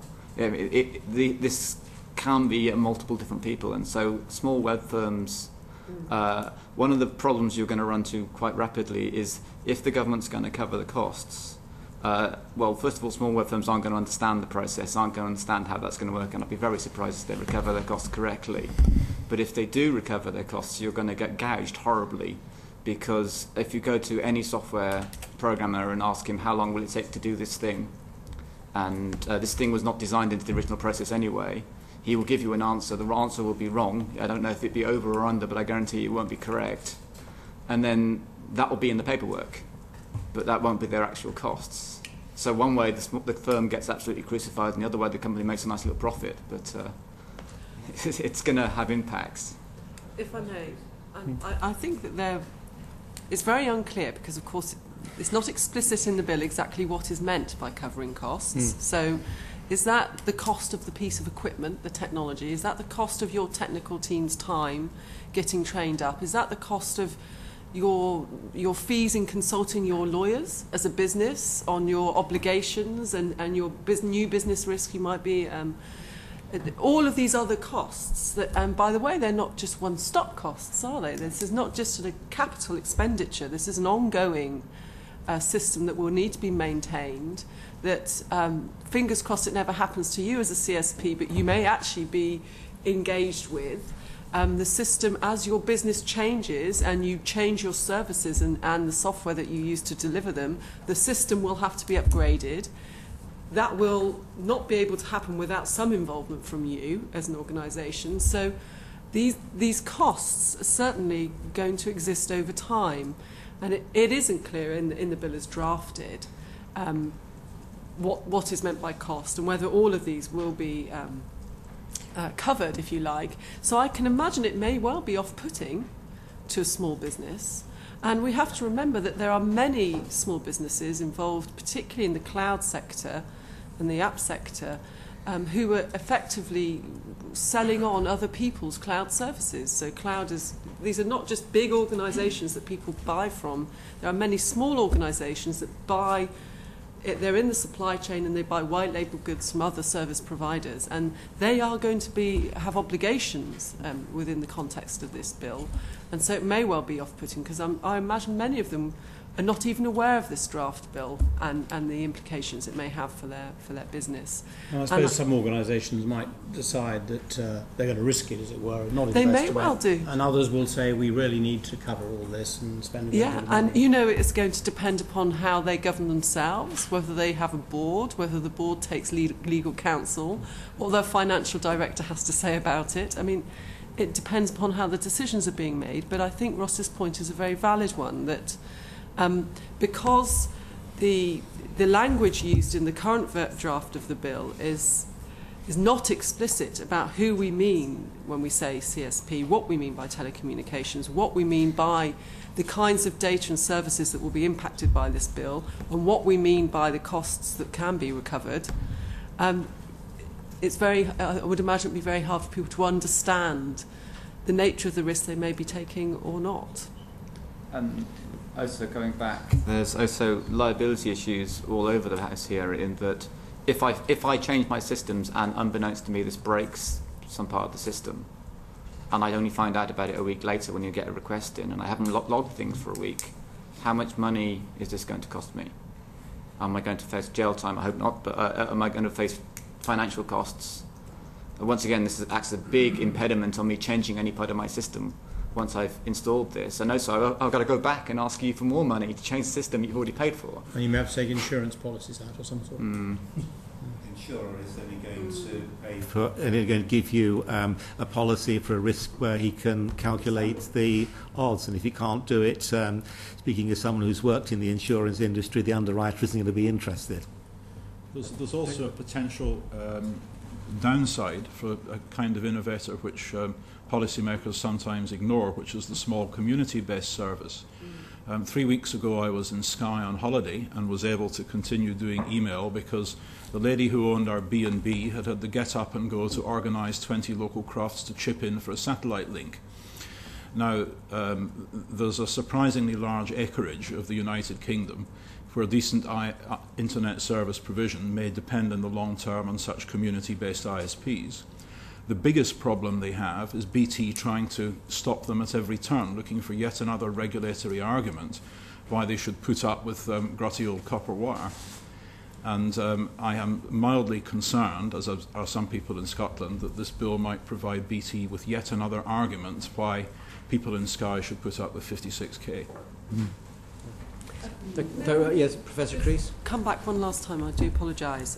It's just this, that I imagine that some people may respond to the question by saying, oh, well, we're not interested in small organisations. That in fact, this bill's only really meant for large organisations like BT, people that we can get to know and trust and are willing to make the investment with us. And what I would put to them if I were you and I were asking questions would be this, that if that is true and that becomes known and I was into nefarious activities, then I know who I would be using as my communications service provider. Right. They'll be moving to Stornoway. Oh, no, that's wrong island. Sorry. For Tree to Skye. I'll go back then to the question I was going to ask before Lord Folks came in. Professor Sommer, you've said that in your written submission that the bad guys could change their patterns of communications into ways that's difficult to detect. Well, clearly using some small or different ISPs who are not, they think, signed up to the Home Office agreement would be one way. But are there others? What did you mean by that in your written evidence? Okay. One's always sort of hesitant to try and sort of give in public sort of advice to bad guys, but I don't see any way around it. And all the ones I'm going to talk about are actually extremely well known. So the first route is you pay for cash for a data SIM. There'll be no sort of easy audit trail to your activity then. The second is to go along to an internet cafe. and the third route would be to look for the large number of internet access points that are still unencrypted and to hijack them. And a fourth route, slightly less well known, though in fact I've currently got an instruction as an expert witness involving just such an eventuality, is where people go and use a web-based email service. Everyone in the conspiracy shares the same credentials. The email is never saved other than as a draft, but each person is able to go along to a particular web service and access it. A fifth route is to go along and use a regular web publishing service. We all get them for free with our internet service providers, and you have hidden pages, pages which are not visible by direct linking from the front. So you have a service which is a web page which is ostensibly about sort of ancient characters from Coronation Street, but if you know the direct page reference, then it'll tell you let the bomb off tomorrow, and here's the plan of how to do it. So these are all routes that are extremely easy. They involve no particular skill. Once you have some skill, there are even more routes. Okay, sir, put yourself in the shoes of the good guys now. How do you counteract that? How do we detect it? If we look at the data SIM scenario, we say everybody who buys a SIM has to do so via a bank account and has to provide credentials. If you look at the internet cafe basis, you have to say to the cafe owner that you're going to have to demand to see the passport or 2 or 3 identification letters. You know, from I see you're smiling, and I'm just saying these. I just think these things are ridiculous. The fact that there are all these easy gaps is an important route. In a sense, the question that you're asking is how do we prevent burglars from wearing gloves when they go about their activities? And the answer is you don't, but that then tells you that you switch your investigative activity into areas where you're more likely to get worthwhile evidence. I agree. As a sort of glove manufacturer, one of the things that we do is that one of my postdocs is one of the maintainers of Tor, an anonymous communication service, which is funded, ultimately by the U.S. government through various bodies. And the view taken by the State Department and others is that there is net social benefit in providing privacy to those who need it. Now, sure, anonymous communications networks are occasionally used by bad guys. They're also used by millions of people worldwide in places like China and Iran to surf the real internet rather than the internet that their governments would rather that they see. And again, it's down to Parliament or to the US Congress or wherever to make these high-level trade-offs. Now, we are, let's say this again, we are in a country that is at peace, that faces no existential threats, that has about the lowest crime rates that have ever been recorded anywhere. And in these circumstances, is it appropriate to ban the sale of gloves or their digital equivalent? Once it's phrased in those terms, I think the answer is evident. Thank you very much. Lord Armstrong. I wonder if we could turn to the provision in the bill which seeks to apply to all companies providing communication services in the UK, including overseas providers. The Home Office seemed to be fairly relaxed about relations with overseas providers, but how realistic do you think it is to expect overseas providers to respond to requests to store and release communications data in accordance with British law? Well, Lord Armstrong, I'm assuming you're going to have the opportunity to talk to those people and they will give you their answer. But when I've spoken to them, and I think other people have spoken to them, they've said, first of all, if they're based in the United States, they have to obey United States law. Secondly, they have to think about their own customers. If they are, if their customers get a perception that there is what they regard as too easy a relationship with law enforcement, in other words, they're not exercising their own judgment, that is commercially to their disadvantage. And thirdly, any arrangements that a company like that might make with, say, the UK authorities might be regarded as setting a precedent for arrangements that have to make with other countries. So come back to this issue of lack of judicial authorization for these things. If you're going to be saying to, say, Google or to Facebook, oh, do a deal with the United Kingdom, but by the way, the authorizations are done by a politician or by a senior police officer, and then that gets translated into a conversation that they're going to have with some rather less benign country, and that's not a precedent I think they'd want to be involved in. I think you will get an opportunity to hear from them, I hope, shortly. There is an issue here from the point of view of the system I mentioned, and you will have a chance to talk to the Tor Foundation in due course. But this foundation is basically a US body which provides anonymous communications worldwide as a public good backed by US public funds. And if this bill were to go through as it is, then it would give the Home Secretary a power to serve me with a secret order that I could not then disclose to our customers in the Tor Foundation, ordering me to put a backdoor in the software to, for example, keep logs, encrypt these and send them off to GCHQ. And a very likely result of that, if this bill goes through in its present form, is that that research grant will be terminated. The University of Cambridge will be 50,000 a year or whatever it is worse off, and we will no longer be able to contribute to this multinational humanitarian enterprise.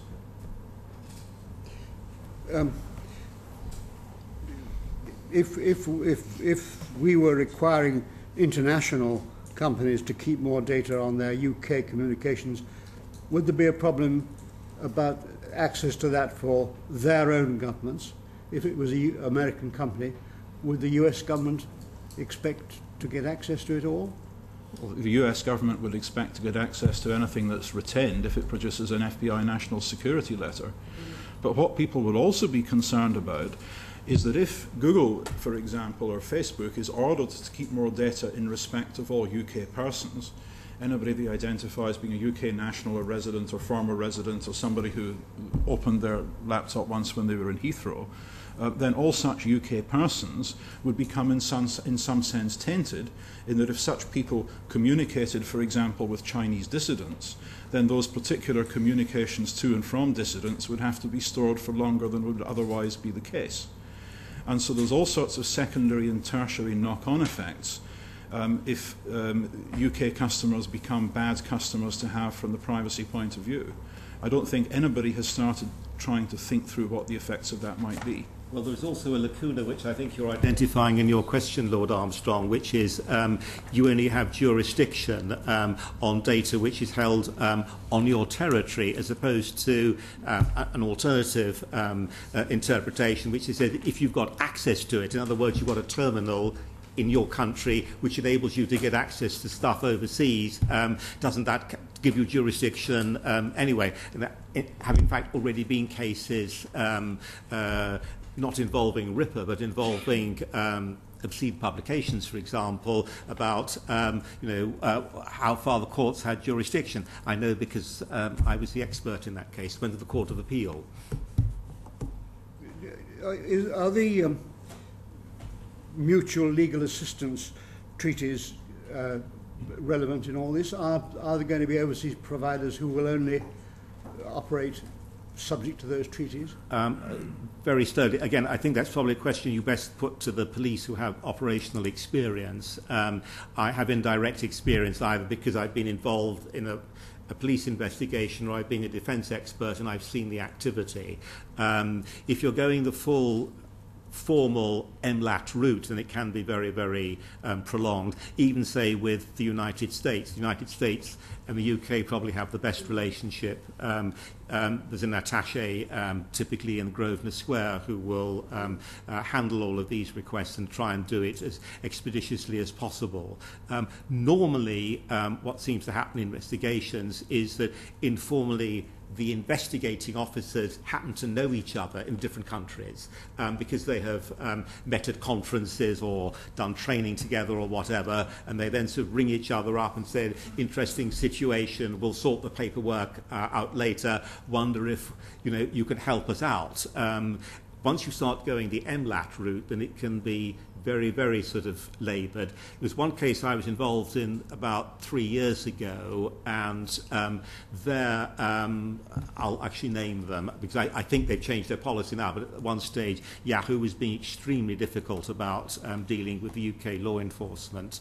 And in fact, UK police officers went to collect evidence from them. Yahoo wouldn't talk to them, but they said they would talk to the FBI. So the police officers, the UK police officers, talked to the FBI officers, who then talked to Yahoo, and then the FBI officers came out of the room and gave the police officers, the UK police officers, what they want. Now, I think things have got a bit better than that, but it can illustrate what can happen. Sorry? How is that a safeguard if you were on the receiving end of all that? Well, it isn't a safeguard. Who's been safeguarded? American law is the safeguard, it would seem. Gentlemen, I think I read in one of your papers, Professor Anderson or Sommer, I know you're not experts on America, but I think some of you mentioned the NSA, and that I think after Twin Towers, the president ordered the NSA just to trawl everything they possibly could, and it wasn't until about 2007 that their trawling was put in a slightly more legal basis. Yeah. How concerned are you that if this bill goes through and the British government asks ISPs based in the States, Facebook and Google, to store a lot of material on British citizens, which the United Kingdom may then want to access bits with a proper intercept warrant and so on. But once all the raw bits of data are on American servers, does the American government have the right to take the whole shooting match, the whole lot, without having to go through a legal process to identify the bad guy as Professor Sommer or whatever? The current routine with FBI national security letters means that, in effect, the FBI can seize any data that's in US soil. It does so entirely secretly, and until very recently there was the orders said that you couldn't even talk to your lawyer.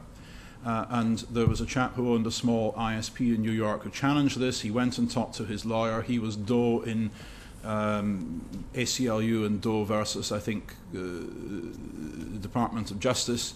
And only very recently did that resolve, and now you have, in fact, got a right to speak to a lawyer if you've got a national security letter served on you. However, there is essentially no safeguard for British data on American soil. And given that Facebook, for example, keeps all its data on American soil, if the UK government orders Facebook to keep data on UK citizens which it otherwise wouldn't keep, then that is data that's being made available to the FBI, like it or not. And they can use it any way they like without having to ask the Home Secretary here, can we please check on Anderson, this dodgy character in Sky? Hey, who is this Home Secretary dude? Thank you. Professor Creese. Yeah, if I may, that's my understanding about the arrangements in the US at the moment too. But we mustn't forget that the scope of the bill will not just affect stuff that happens in the UK and the US. It will be potentially global. Many of the markets that are opening up are in South America.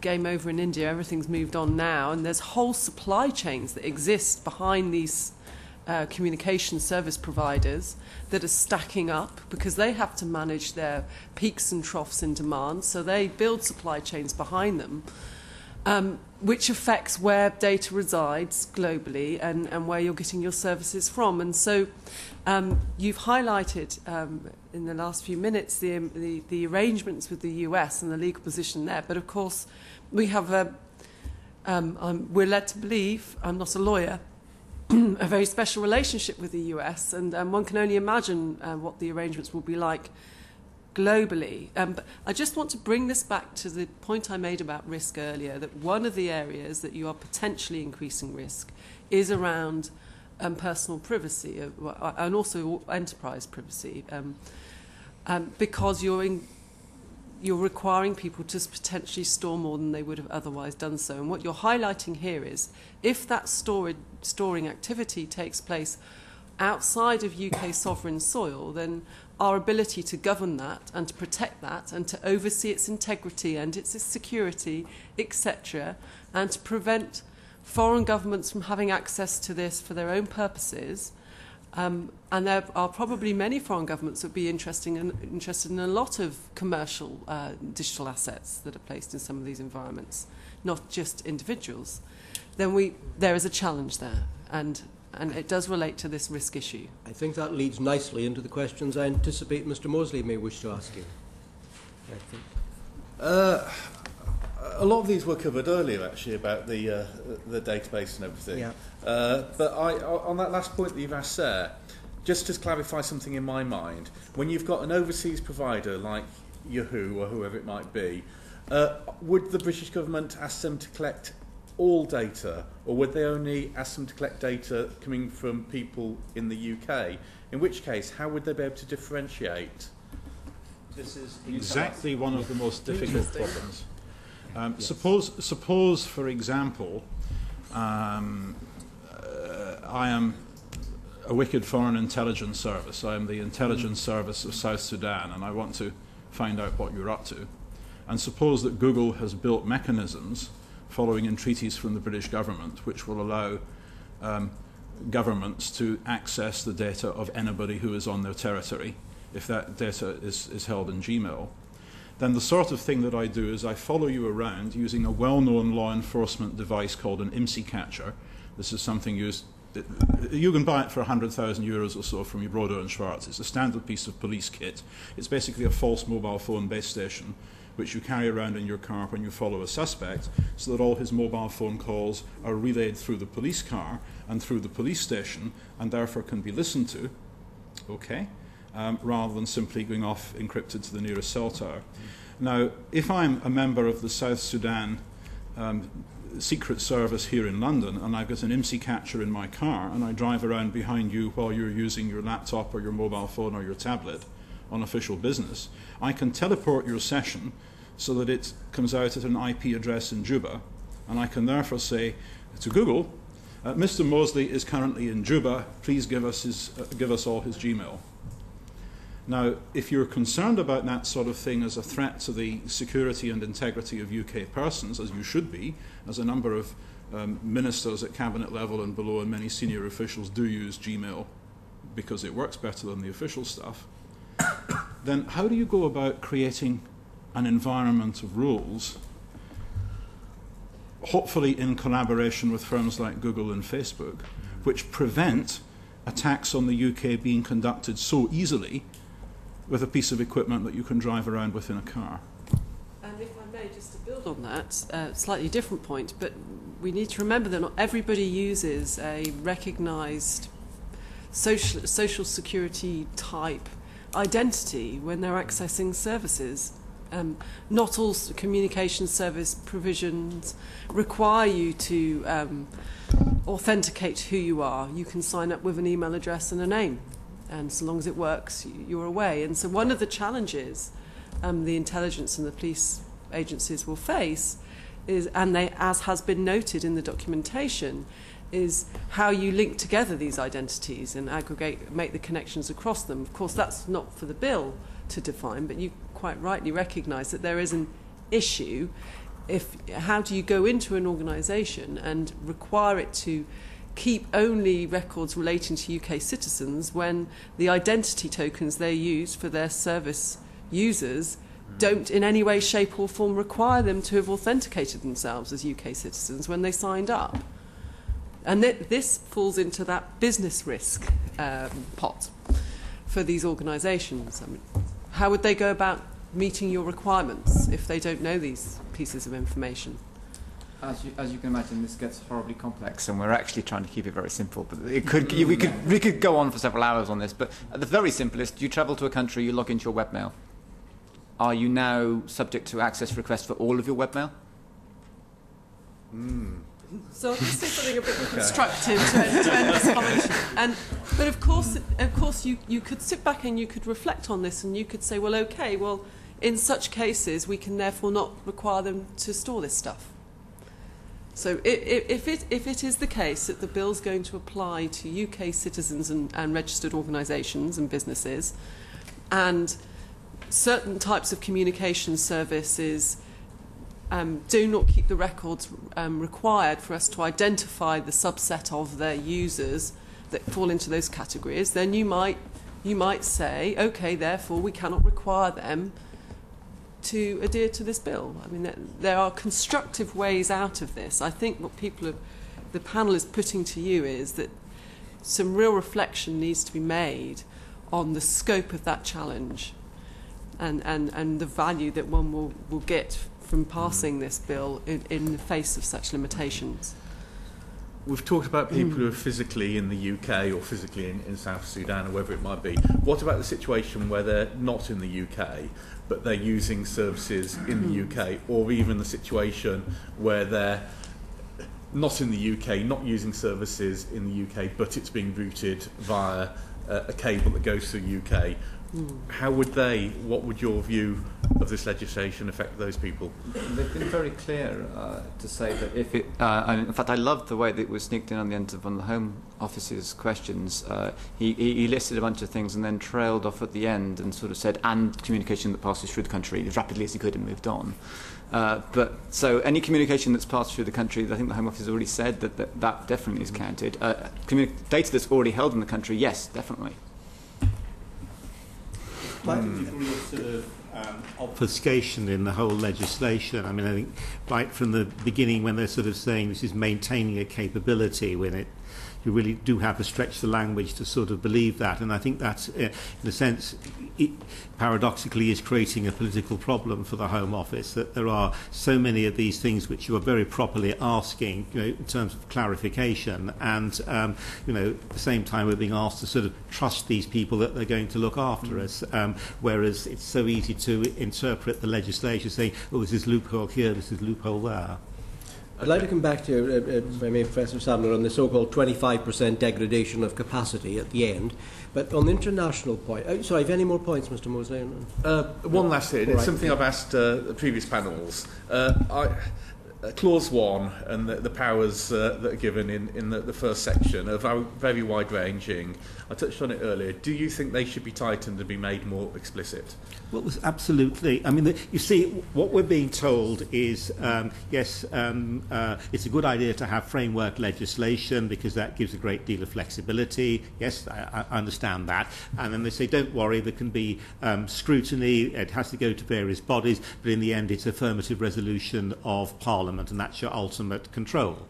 I think you have to really question that on two grounds. First of all, with all respect to parliamentarians in general, this is extremely tricky stuff. It's outside their normal experience, and I invite members of this particular committee to think about that. But secondly, if you're going to ask questions about it, why is this necessary, you will want to know what the particular reasons are. But you've already heard from the police that they don't particularly want to talk about them in public because that would identify weaknesses in current sort of surveillance capability. So, in fact, that control doesn't really exist. That's the problem.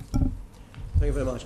I'm interested in the international aspect still, and I perceive as a potential risk to information on British subjects stored on overseas servers or mega hard drives. We've already discussed, say, Facebook or Google in the States. Hypothetically, say either Facebook or maybe even BT finds that servers here are overloaded or over-expensive, and they set up a server farm in India, for example. Would all the information on British citizens stored on this cheaper, I presume, server farm in India then be accessible to the Indian government? Yes, that's how things work at present. If you've got a btinternet.com email address, that's actually subcontracted to Yahoo. So the FBI can go and knock on Yahoo's door and produce a national security letter and get your stuff.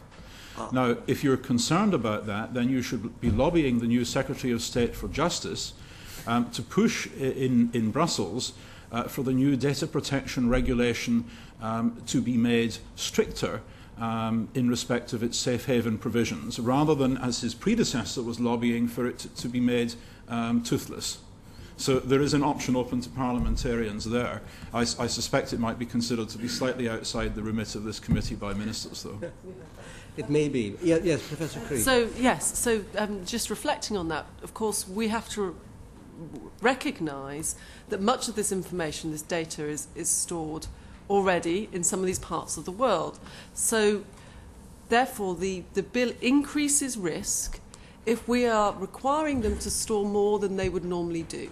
So, in the context of the bill, if this stuff's already being stored in all of these different parts of the world, then the effect of the bill may be neutral, but it's increasing risk if we're asking them to make available more data or same data for longer periods of time and the like.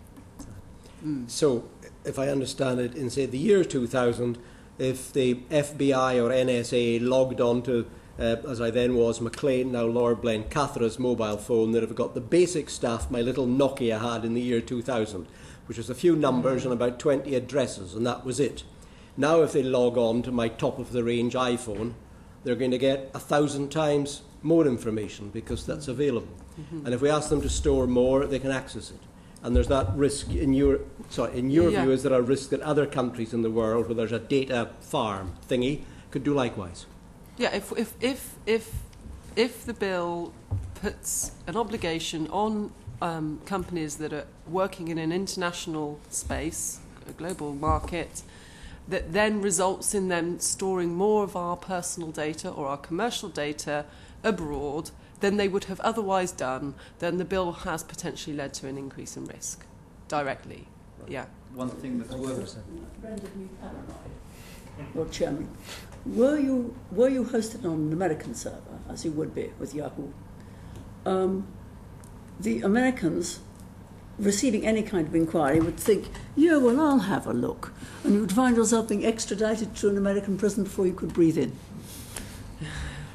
Okay, interesting observation. Lord Jones, I think we'll move on to you, Sadie.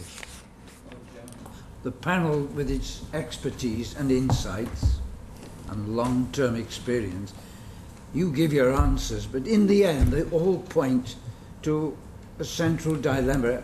It's trust, it's risk. And do you, from your experience, believe that the British Home Office, year in, year out, can face up to the pressures of British intelligence agencies? I mean, the government is separate from this committee. We are parliamentarians. And above all else, our duties relate to liberty, the defence of it. Always liberty, the citizens' rights. That is our duty in this committee. A government may have some other view. And it seems to me that we need a little more advice from you as to how you think government can cope with the pressures. It is the liberty of the individual and it is the security of the state, the defence of the realm, if I may quote MI5. And it will never hurt a committee like this to hear your views as to how the checks and balances may be operating. I suppose that's a big one, but I suppose my view is that the intelligence agencies were perhaps rather ill-advised in allowing this bill to go forward because it has made salient many things which, had they not been brought to public attention, people wouldn't have bothered about. It's a hard enough job from the point of view of NGOs like FIPA and PI and Big Brother Watch and Liberty and so on to get people to pay any attention to this stuff. And were I director GCHQ, the last thing I'd want would be for a Home Secretary to bring a bill like this, which would get a wind in an awful lot of these sails. The simple fact is that technological progress has provided an absolute cornucopia for both police and intelligence agencies. Instead of simply the call data records and location history that my Lord Chairman's phone gave away in the year 2000, there's now vast amounts of stuff. All the websites you've gone to, all the things you've been interested in, places you've gone past, QR codes that you've scanned. It's an absolute river of data. And for the Home Office in the midst of this plenty to be shouting more, rather than organising quietly and efficiently to make more effective use of what they've got already, is bizarre. You say there's a cornucopia of data. I picked that up as well in Professor Sommer's paper, that there's a huge lot more data. The Home Office tell us they've lost 25%. Square that circle, please. Well, first of all, there are several issues there, Lord Chairman. First of all, in the last 12 years or so, the amount of potential digital evidence that is available to the police for investigation, aside from communications data, has become phenomenal. Hard disks have got much larger. 3/4 of us have a personal computer, and all of those are very rich sources of evidence. So, if you like, the sort of suggestion, if we don't get this communications data, we're in trouble, really is sort of nonsense. There are lots of alternative avenues, and when you come to look at value for money, you have to look at the potential costs for this particular exercise against overall lowering of costs of 20%, 20% reductions being sought by government for law enforcement agencies everywhere else. In terms of sort of trust and how you sort of manage it is your big question that you put to us. In the sense, I'd be quite interested to hear Lord Armstrong's view, since he, must have had much better view of this than almost any of us. But the impression I get is that politicians start out with very much the sort of views that you want. But once you're a Home Secretary, you're being confronted with the possibility of, well, supposing you don't let this bit of legislation go through, you don't give us our way, then do you want to be the politician that has to stand up in Parliament and say, yes, I refuse the police, I refuse the spooks, this particular sort of thing, and I'm really terribly sorry that 52 people got murdered in the underground by terrorists. I suspect that is the real pressure. I think we all have our views whether, I don't want to be too personal about it, a man with Charles Farr's background is perhaps the very best person to give a completely balanced view of the risks to the Home Secretary. Professor Creese and Mr. Wintle, yes. I would also say, once again, well, on the very non-technical but broad question you asked, there's a phrase which I'm going to horribly mangle. It's poor social hygiene to pass laws and build infrastructure that could then aid a police state. I think that would be true, but on the more specific issue, I would be far more worried about cock-up than I would be of some conspiracy or some rogue elements. I, for a couple of years, maintained a log of data losses of various NHS and government things that were publicly acknowledged in newspapers, and it worked out at about a data loss every 2 days of between a couple of hundred to a couple of million records, all personally identifiable and sensitive. The NHS seemed to be winning hands down by losing incredibly sensitive information every 3 days for 3 years running, at which point I gave up, because it didn't seem to make the blindest bit of difference when you pointed it out to them.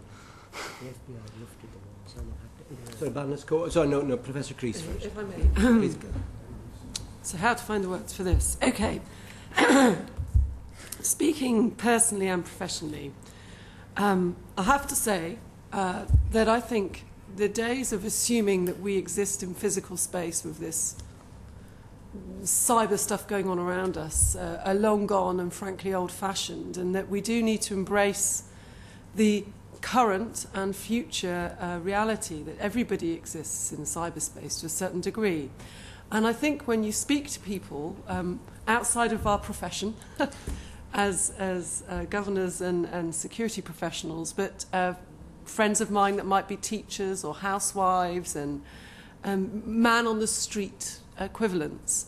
And most people feel that they would like to see cyberspace not be a Wild West where anything goes, and for there to be some notion of governance and protection, and they will see this as safety and security for themselves and their families and their lives, their working lives and their home lives, and they will be accepting that we have to do something about taking the current mechanisms we have for governing society and extending them into cyberspace. And on that basis, I would not rule out at some point, now or in the future, having some bill come forward that recognises that the current tools of the trade are not fit to make that extension. That said, I feel that all of these people would expect the law of democracy and the same checks and balances and the same levels of integrity and governance to be applied on that. And the issue that we face here is the same issue that we face in the sense that the technology is so enabling. And so not only is it the ultimate asymmetric tool for nefarious activities because it's very easy to do bad things from remote places and the cost of entry is small, you just have to buy yourself a little computer, but also the potential for the police and the intelligence agencies, etc., if they were acting with bad intent to access vast amounts of data and to use that for wrongdoing, is also there. And so therein lies the challenge, does it not? Gone are the days where you can rely on the natural tensions, the fact that there's limited resource, so you can't spy on every member of the country, it's not practical. Now, with the advent of modern computing and services, the art of the possible is vastly increased, both for the police state and both for the malicious people, and the degree to which we're dependent upon it as individuals and as a society and as a nation has increased too. And so I don't reject out of hand the notion that there is some modernisation required to the way in which we do our governance, given the changes we've witnessed in our society in engaging in cyberspace. But I do say that the current draft of the bill does not go far enough in terms of defining what is meant by the scope of it, defining how we would go about governing such a thing, and holding to account the agencies that would have access to this data. Just a quick follow-on, because it has been mentioned before by other witnesses as well about this bill making the internet more secure. I think there might be things you could do, or laws you could pass, or more money you could give to organisations to secure the internet or reduce the amount of spam or those kind of things. This bill does not do that. If I might also perhaps make a small follow-on. In June, we published a report on the costs of cybercrime, which was commissioned the previous year by the Ministry of Defence, which was asking what should we do to clean up the internet. We did a very thorough study of that, and the conclusion we came to is basically more money should go to the police so that they can lock up more cyber villains. There are very positive things that can be done without changing legislation. It's just a question of giving the police the money and telling them to roll the sleeves up and get on with it. No, thank you very much. Lloyd Jones, anything else? Cost or anything? Do you think that the police have the technical know-how to do this?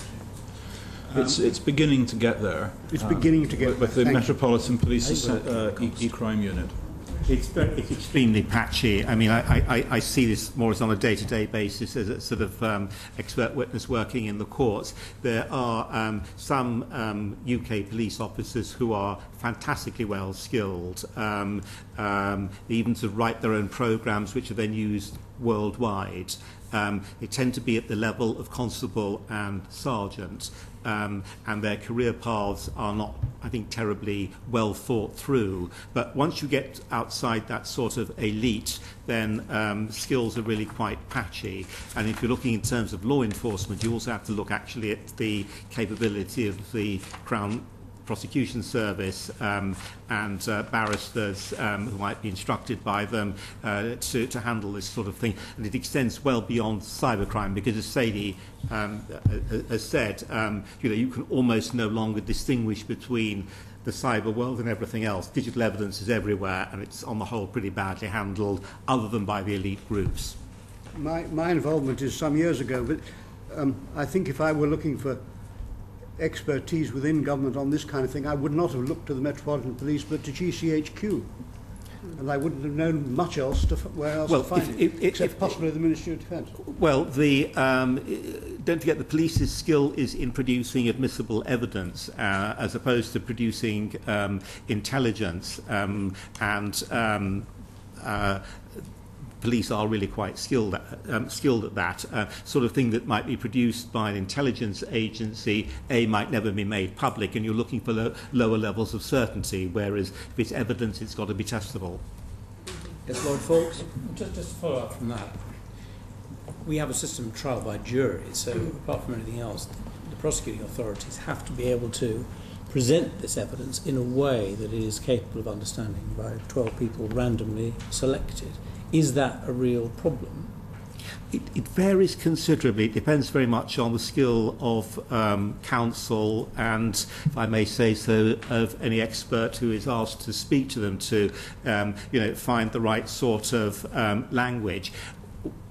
We're probably going way off the subjects of this particular bill, but it's obviously a matter of great interest to me. As you know, we can't ask juries what they think, which is a great disappointment. So I quite frequently find myself in court and sort of looking at the jury members and saying that how much of this are they taking in. But on the whole, I haven't had many situations where I've sent, gosh, we had a bloody good explanation and the jury just didn't get it. I think it's down to skill. Thank you very much. Could I come back to what I think, in my view, a crucial point? We've been told by the Home Office, we've read it in nearly every document, we see it in nearly every statement, that the driver behind this bill is that things have changed since 2000 and there's a 25% loss of data. And that is vital to get that data. And if this bill goes through, Mr. Farr hopes it'll get up to about 85% recovery. Now, you have said, and I've been checking again your notes, your paper, Professor Sommer, in paragraphs about 7 to, or 5 to 10 and so on, and you've said it today, that there's a huge increase in the data available. So, is it, and it helps my little brain in this, is it that the Home Office are saying there's a 25% drop in theory of what they could have if they have everything available, or has there been an actual 25% drop in the millions of bits of information since the year 2000? Well, what they're talking about, I don't know where the figure comes from and what the basis of calculation is simply about communications data. What we need to do is to go back and look at what the overall agenda is. What they're saying is somebody falls under suspicion and the police commence an investigation. They look for various types of evidence that might be around. Among them, what they're looking for is communications data, how people behaved in the past. The whole purpose of asking CSPs to store the data over a period of years, because it's collected from everyone on the basis that a tiny percentage of us might go bad, and you want to know in the course of your investigation what those people have been doing before you became suspicious of them. But it is only one strand in the investigation. In addition to that, you will have had witness testimony. If the people have fallen under any sort of suspicion, you've probably got grounds for seizing their hard disk. You've got the ability to get their banking records. You've got also automatic number plate recognition. There's a huge database associated with that. So the 25% figure, or whatever it is, simply relates to retained data. At least that's what I understand them to be saying. Has that dropped, actually, in your opinion, 25%? Well, I don't think it's a question of dropping it. I very much so. Look, the sort of complaint one hears is this, that in the old days you could get call data records about who phoned who. But nowadays, if you go to somebody like Facebook and say, please give us communications records between this wicked Mr. Sommer and this wicked Professor Creese, Facebook will simply say, Professor Sommer logged on last night at 7 o'clock and logged off at 9 o'clock. And you then ask Facebook and you say, well, did they send any messages? Did they poke each other? Did they write on each other's wall? Did they tag each other's photographs? And Facebook says, sorry, we're a respectable US company. That's content. You want content. Get the Home Secretary to sign a warrant. Send it to the FBI. Get them to counter-stamp it and serve it in our headquarters at Menlo Park. whereupon the security service basically goes away in a huff because it can't be bothered to do that. Now, this doesn't relate to stuff that existed in 2000, because Facebook didn't exist in 2000. If Peter and Sadie were having an affair back then, and you wanted to find out, you'd have to follow them around physically, you know, on foot or in a car. Yeah. So, that's the effort issue. Right. So in a sense, the missing 25% isn't anything that used to be there. It's just that instead of getting a large proportion of a small amount of data, they still get a large but not perfect proportion of a very much larger amount of data. Yes, Professor Creese. I'll come colleagues back. Professor Creese, yeah. May I just expand, because it does, I think we're really getting to a very important point here, and so that the issue I raised earlier was about the fact that I think in general people would like to see us properly govern cyberspace and to make sure things are updated. But remember this, I think also people fundamentally will believe that this should be pointed. There should be a justification for accessing this kind of material about people, that fundamentally in this country we have rights to privacy, we are innocent until proven guilty. And I'm not a lawyer, but there's a spirit that we grow up in of Britishness and fairness. And I think if you talk to people on the street, they will expect you to not just go around collecting everything possible because it might one day be important. For people that fundamentally are innocent of any crime for the entirety of their lives, give or take a speeding ticket, they will expect this to be pointed. And that does build on this issue that Ross is raising realistically, that you have to have good reason to believe there should be appropriate checks and balances, and you should go get the stuff that's relevant. Yeah. And that I'm not sure is exactly what this bill is about, as currently presented. Can I also so say... Mr. Wintle first. Yeah. Yeah. So the flashcard version is, beforehand there was 100 telephone calls and 100 something else that was sent, and now there's 100 telephone calls and 100 of this, 100 of that, 100 of that, 100 of that, 100 of that, 100 of that, and therefore your percentage, if you count all of that, has gone down. Yes, but the total amount of data has gone up. And also I admit slightly flippant comment that was tweeted to me when I was busy live tweeting one of these sessions, was someone said, well, by that same logic, we should collect all refuse that's thrown out and keep it for a year, because, you know, it could be very useful for police investigation. I mean, if it was zero cost to collect all that garbage, by the same logic, you're absolutely right, you should.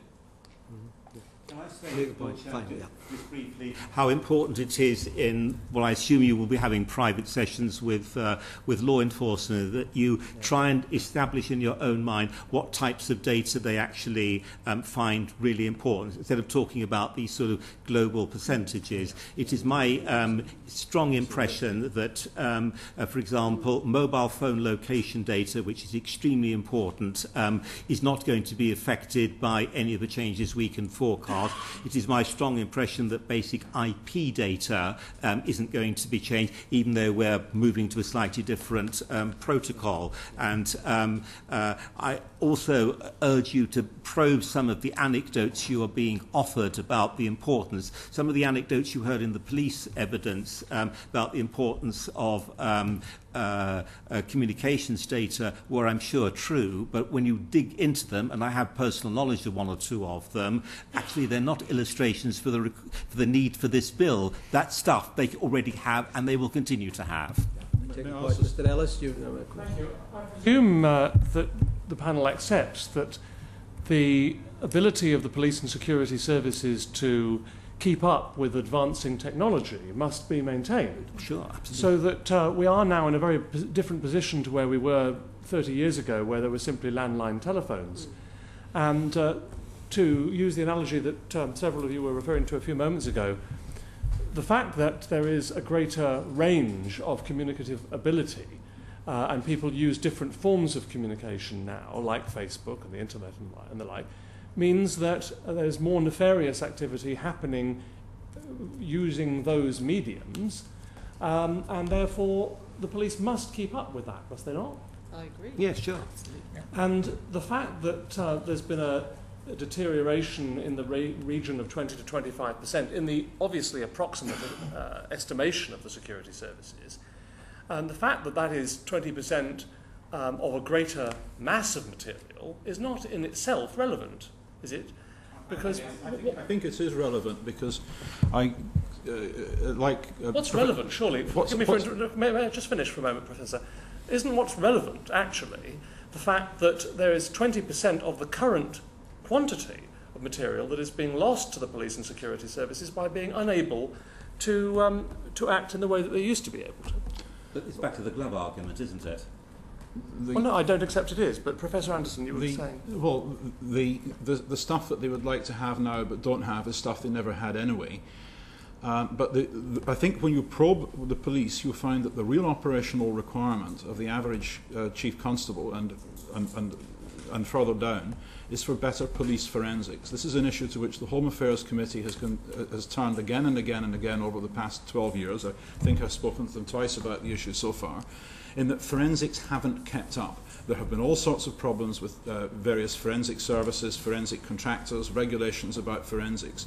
And nowadays, if you go and bust a street corner drug dealer, right, he's got 2 laptops, 5 iPhones, 10 iPods, a whole bunch of memory sticks. He's got, many, many terabytes of data. And the costs involved in indexing all that stuff, making it available for the defence, doing trials, deciding how to use it, are simply beyond the system's capacity to cope. Now, this is stuff that we have already and we're not using. Why? Because resources are being misallocated. And if the Home Office were running this thing properly, then they would fix the forensics problem before dealing with this kind of blue sky stuff. Wouldn't that, through you, Lord Chairman, wouldn't that be the same as saying in the year 1900 that we don't have the apparatus to collect fingerprints?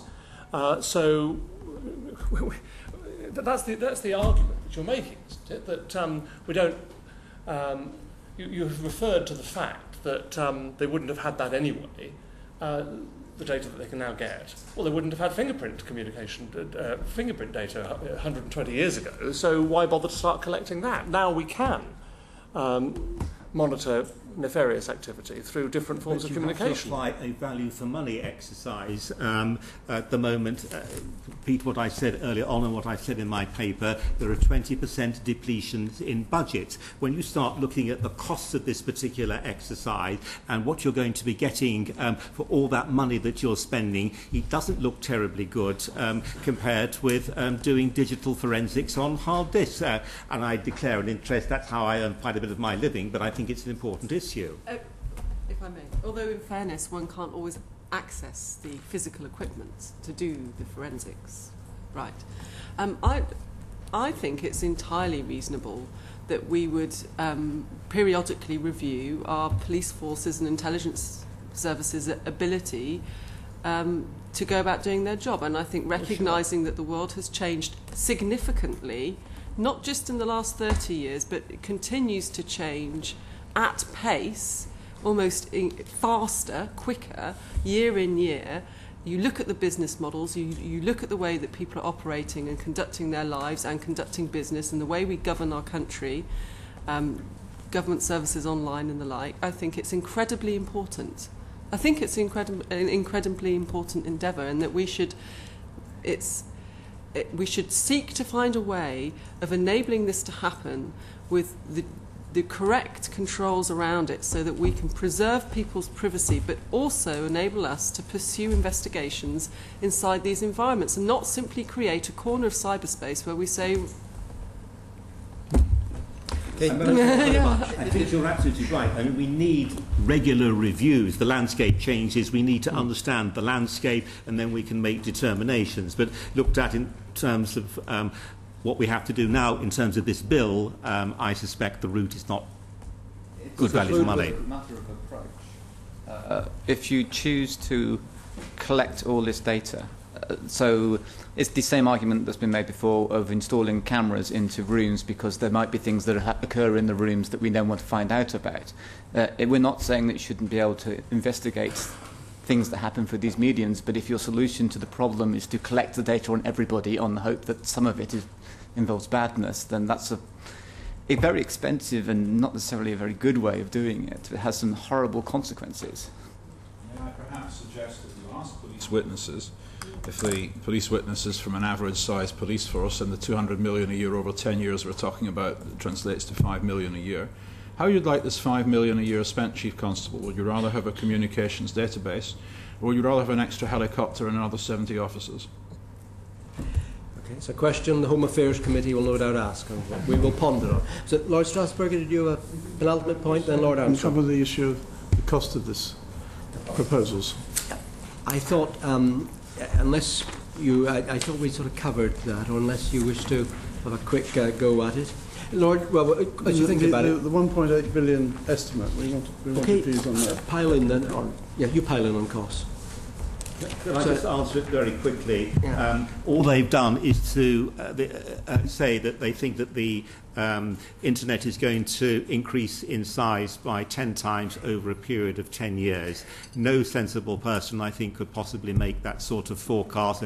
We have absolutely no idea, and all they're looking at really is volume of traffic. They're not looking at complexity of traffic, which I think you've seen from your evidence session today is certainly an important issue. You've also heard that your costs are not only at start-up, you have an ever-expanding requirement to increase the hardware capacity, and the software, the DPI stuff, if you're going to do it, is going to need constant revision as well. So whilst none of us can give you what the actual figure is like, if someone were to tell you that they could rebuild the Palace of Westminster but with completely modern facilities for 2 million quid, you knew they were talking rubbish. And I think we may be in a similar situation with the forecasts from the impact assessment produced by the Home Office. Is it a... Sorry, yes. The impact assessment where they said the majority of their costs would be on training. That was the point that I was a bit confused, because I would imagine the ongoing costs of keeping this the interception side of things going is going to be by far your greatest costs. But if it's also equal costs, then the estimates are going to be quite a long way off. But is it a danger if the British government says to Mark Zuckerberg, we want you to install some fancy black boxes to record all this material, that he's going to try and recover the 42 billion he's just lost by going for gold-plated black boxes and making us pay for the top-of-the-range equipment? And that's a loaded question, but is it a genuine one? If I had legal liability of, say I was based in America and losing the data would cost me money and definitely lose me customers, which is going to lose me, why would I not go for a gold-plated solution? In fact, if I've got liability issues, and Buna's liability is not even mentioned in this bill, either way I'm worried. I mean, either you say, don't worry, we'll cover your liability, in which case my customers should be a bit upset. And I would worry about it if I was the UK government as well, because, once again, are you going to cover the American court costs? A point which hasn't been raised before. Mr. Mosley, I'm sorry. Well, there, Professor Sommer, but at the end you said the cost estimates are a load of rubbish. Did you mean that the cost estimates that we've got here are a load of rubbish in your view? Yes, I mean, it seems to me that all you've got, I mean, there are a whole lot of issues. For example, they're saying that they're not going to be covering every single internet service provider. But if we're talking about people taking simple evasive techniques, then what exactly are you spending your money on? You don't want to spend all your money on collecting stuff from people who are of no interest. You want to collect the evaders. So your system, if it is going to work at all in terms of capturing material about people whom you don't know about at the moment but might want to know about in the future, that's the agenda, you've got to have pretty near 100% coverage. That's not reflected. What I suspect is going to happen if this legislation goes through is that there'll be an initial cost estimate, and then several months later they're going to say, oh, well, there have been unforeseen circumstances, we'll have to increase our costs if we're going to meet our aims. There won't be any proper discussion because it'll all be under a security blanket. Any contracts they have are going to be commercially confidential, and you've got the standard recipe for runaway UK government computer projects and runaway MOD projects. People not clear what they're doing. So, in a sense, one of the really big risks to the taxpayer is that they are, if this thing goes through in any shape or form, is an ever-increasing expense until eventually people realise that it's a waste of time. And I think most people around the table will be able to recall one or two computer projects and one or two MOD projects which have followed that precise pattern. I'm conscious we've gone on rather long, team. Dr. Hubbard, last question. Just very briefly, Zoe O'Connell on the Complicity blog has done an interesting analysis of the current costs per request and comes up with a figure of about £30 per request. Doing the figures slightly differently using some police source, I make it about £170. I think there are some differences there. In contrast, an extra 15% of the data at the moment at £180 million a year comes to about £2,500 per request. Do those figures sound about right in your experience? And is there any fundamental reason why the new data we're getting should cost an order of magnitude or more than the old data we were getting? You have to be very careful about the difference between fixed costs and variable costs. Sure. Because where fixed costs are high and variable costs are low, you can end up with some funny effects. Now, here you also have to worry about liberty. So it's actually a good thing if a policeman who wants my cell site location history has to hand over £600 to Vodafone in order to get that. I consider that to be a feature rather than a bug. Now, if it were possible to go and spend 2 billion, 20 billion, whatever magic sum there is, and build a vast system of systems where the marginal cost to a policeman of getting all your mobile phone location history for the last year were a micropence. In other words, it were capable of being completely disregarded, and your mobile phone location history could be requested several times a day as part of larger and more complex searches. Then thereby you have removed what is at present the main practical obstacle to abuse of surveillance on an absolutely industrial scale, such as we saw in the late East Germany. So you have to be very, very careful about the economics, about capital cost versus marginal cost. At the moment, we've got marginal cost. At the moment, you've got Mr. Google saying, fine, we'll refer that to a lawyer. We'll get back to you this afternoon. The lawyer's time cost £100. Here's the invoice plus VAT. That's actually a good thing.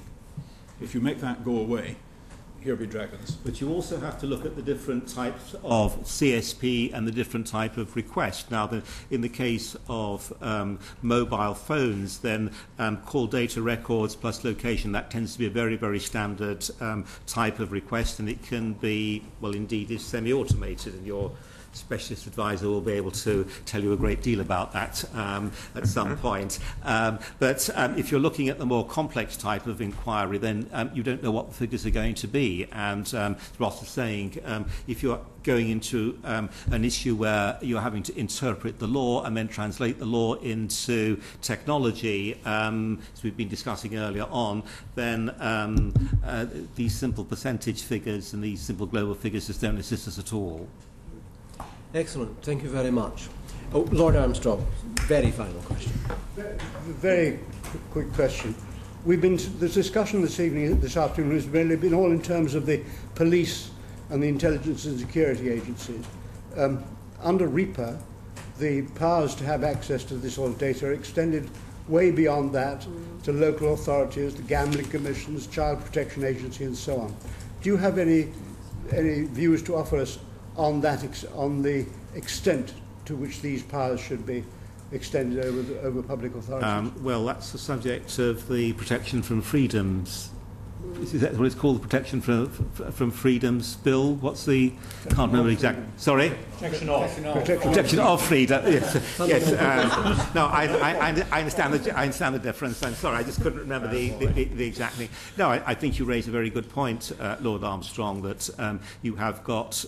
you can perhaps expect levels of skill in the single point of contact in the police and in the intelligence agencies. I think the one area of difficulty in extending it beyond that is the local authorities, because the local authorities also have the trading standards people, and the trading standards people do really quite complex investigations. But in a sense, you answered. The way you phrased the question, I think, perhaps sort of indicated the answer almost.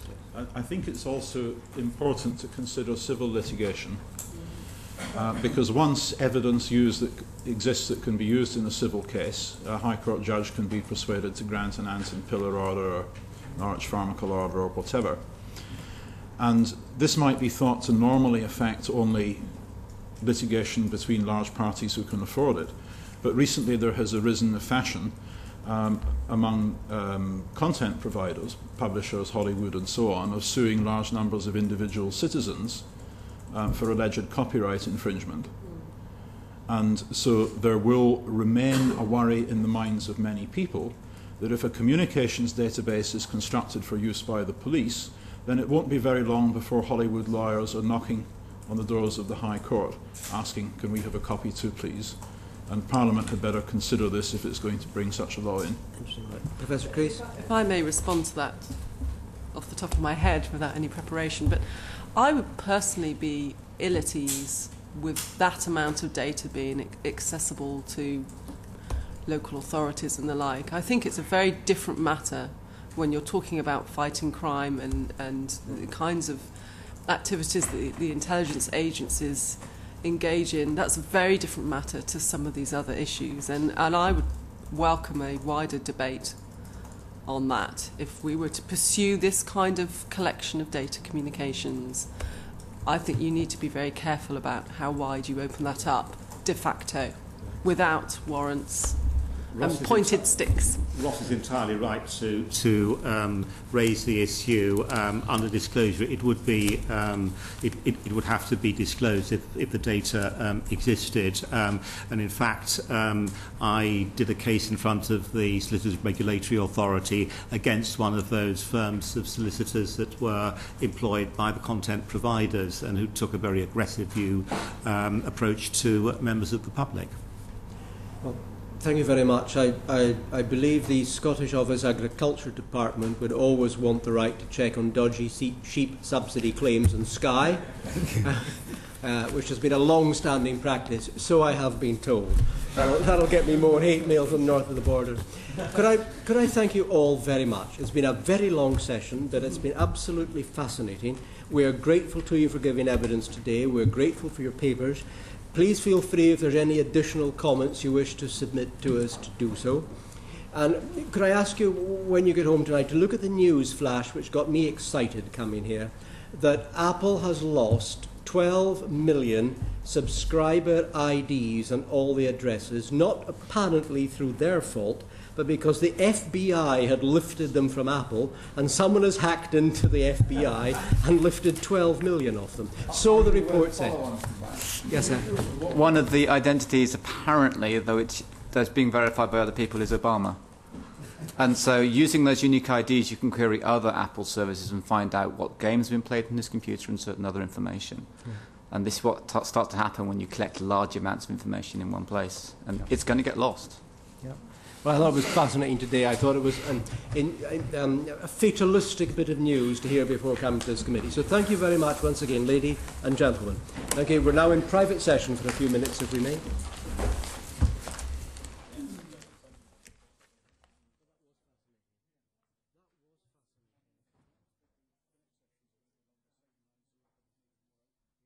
Committee Room 4A, sound.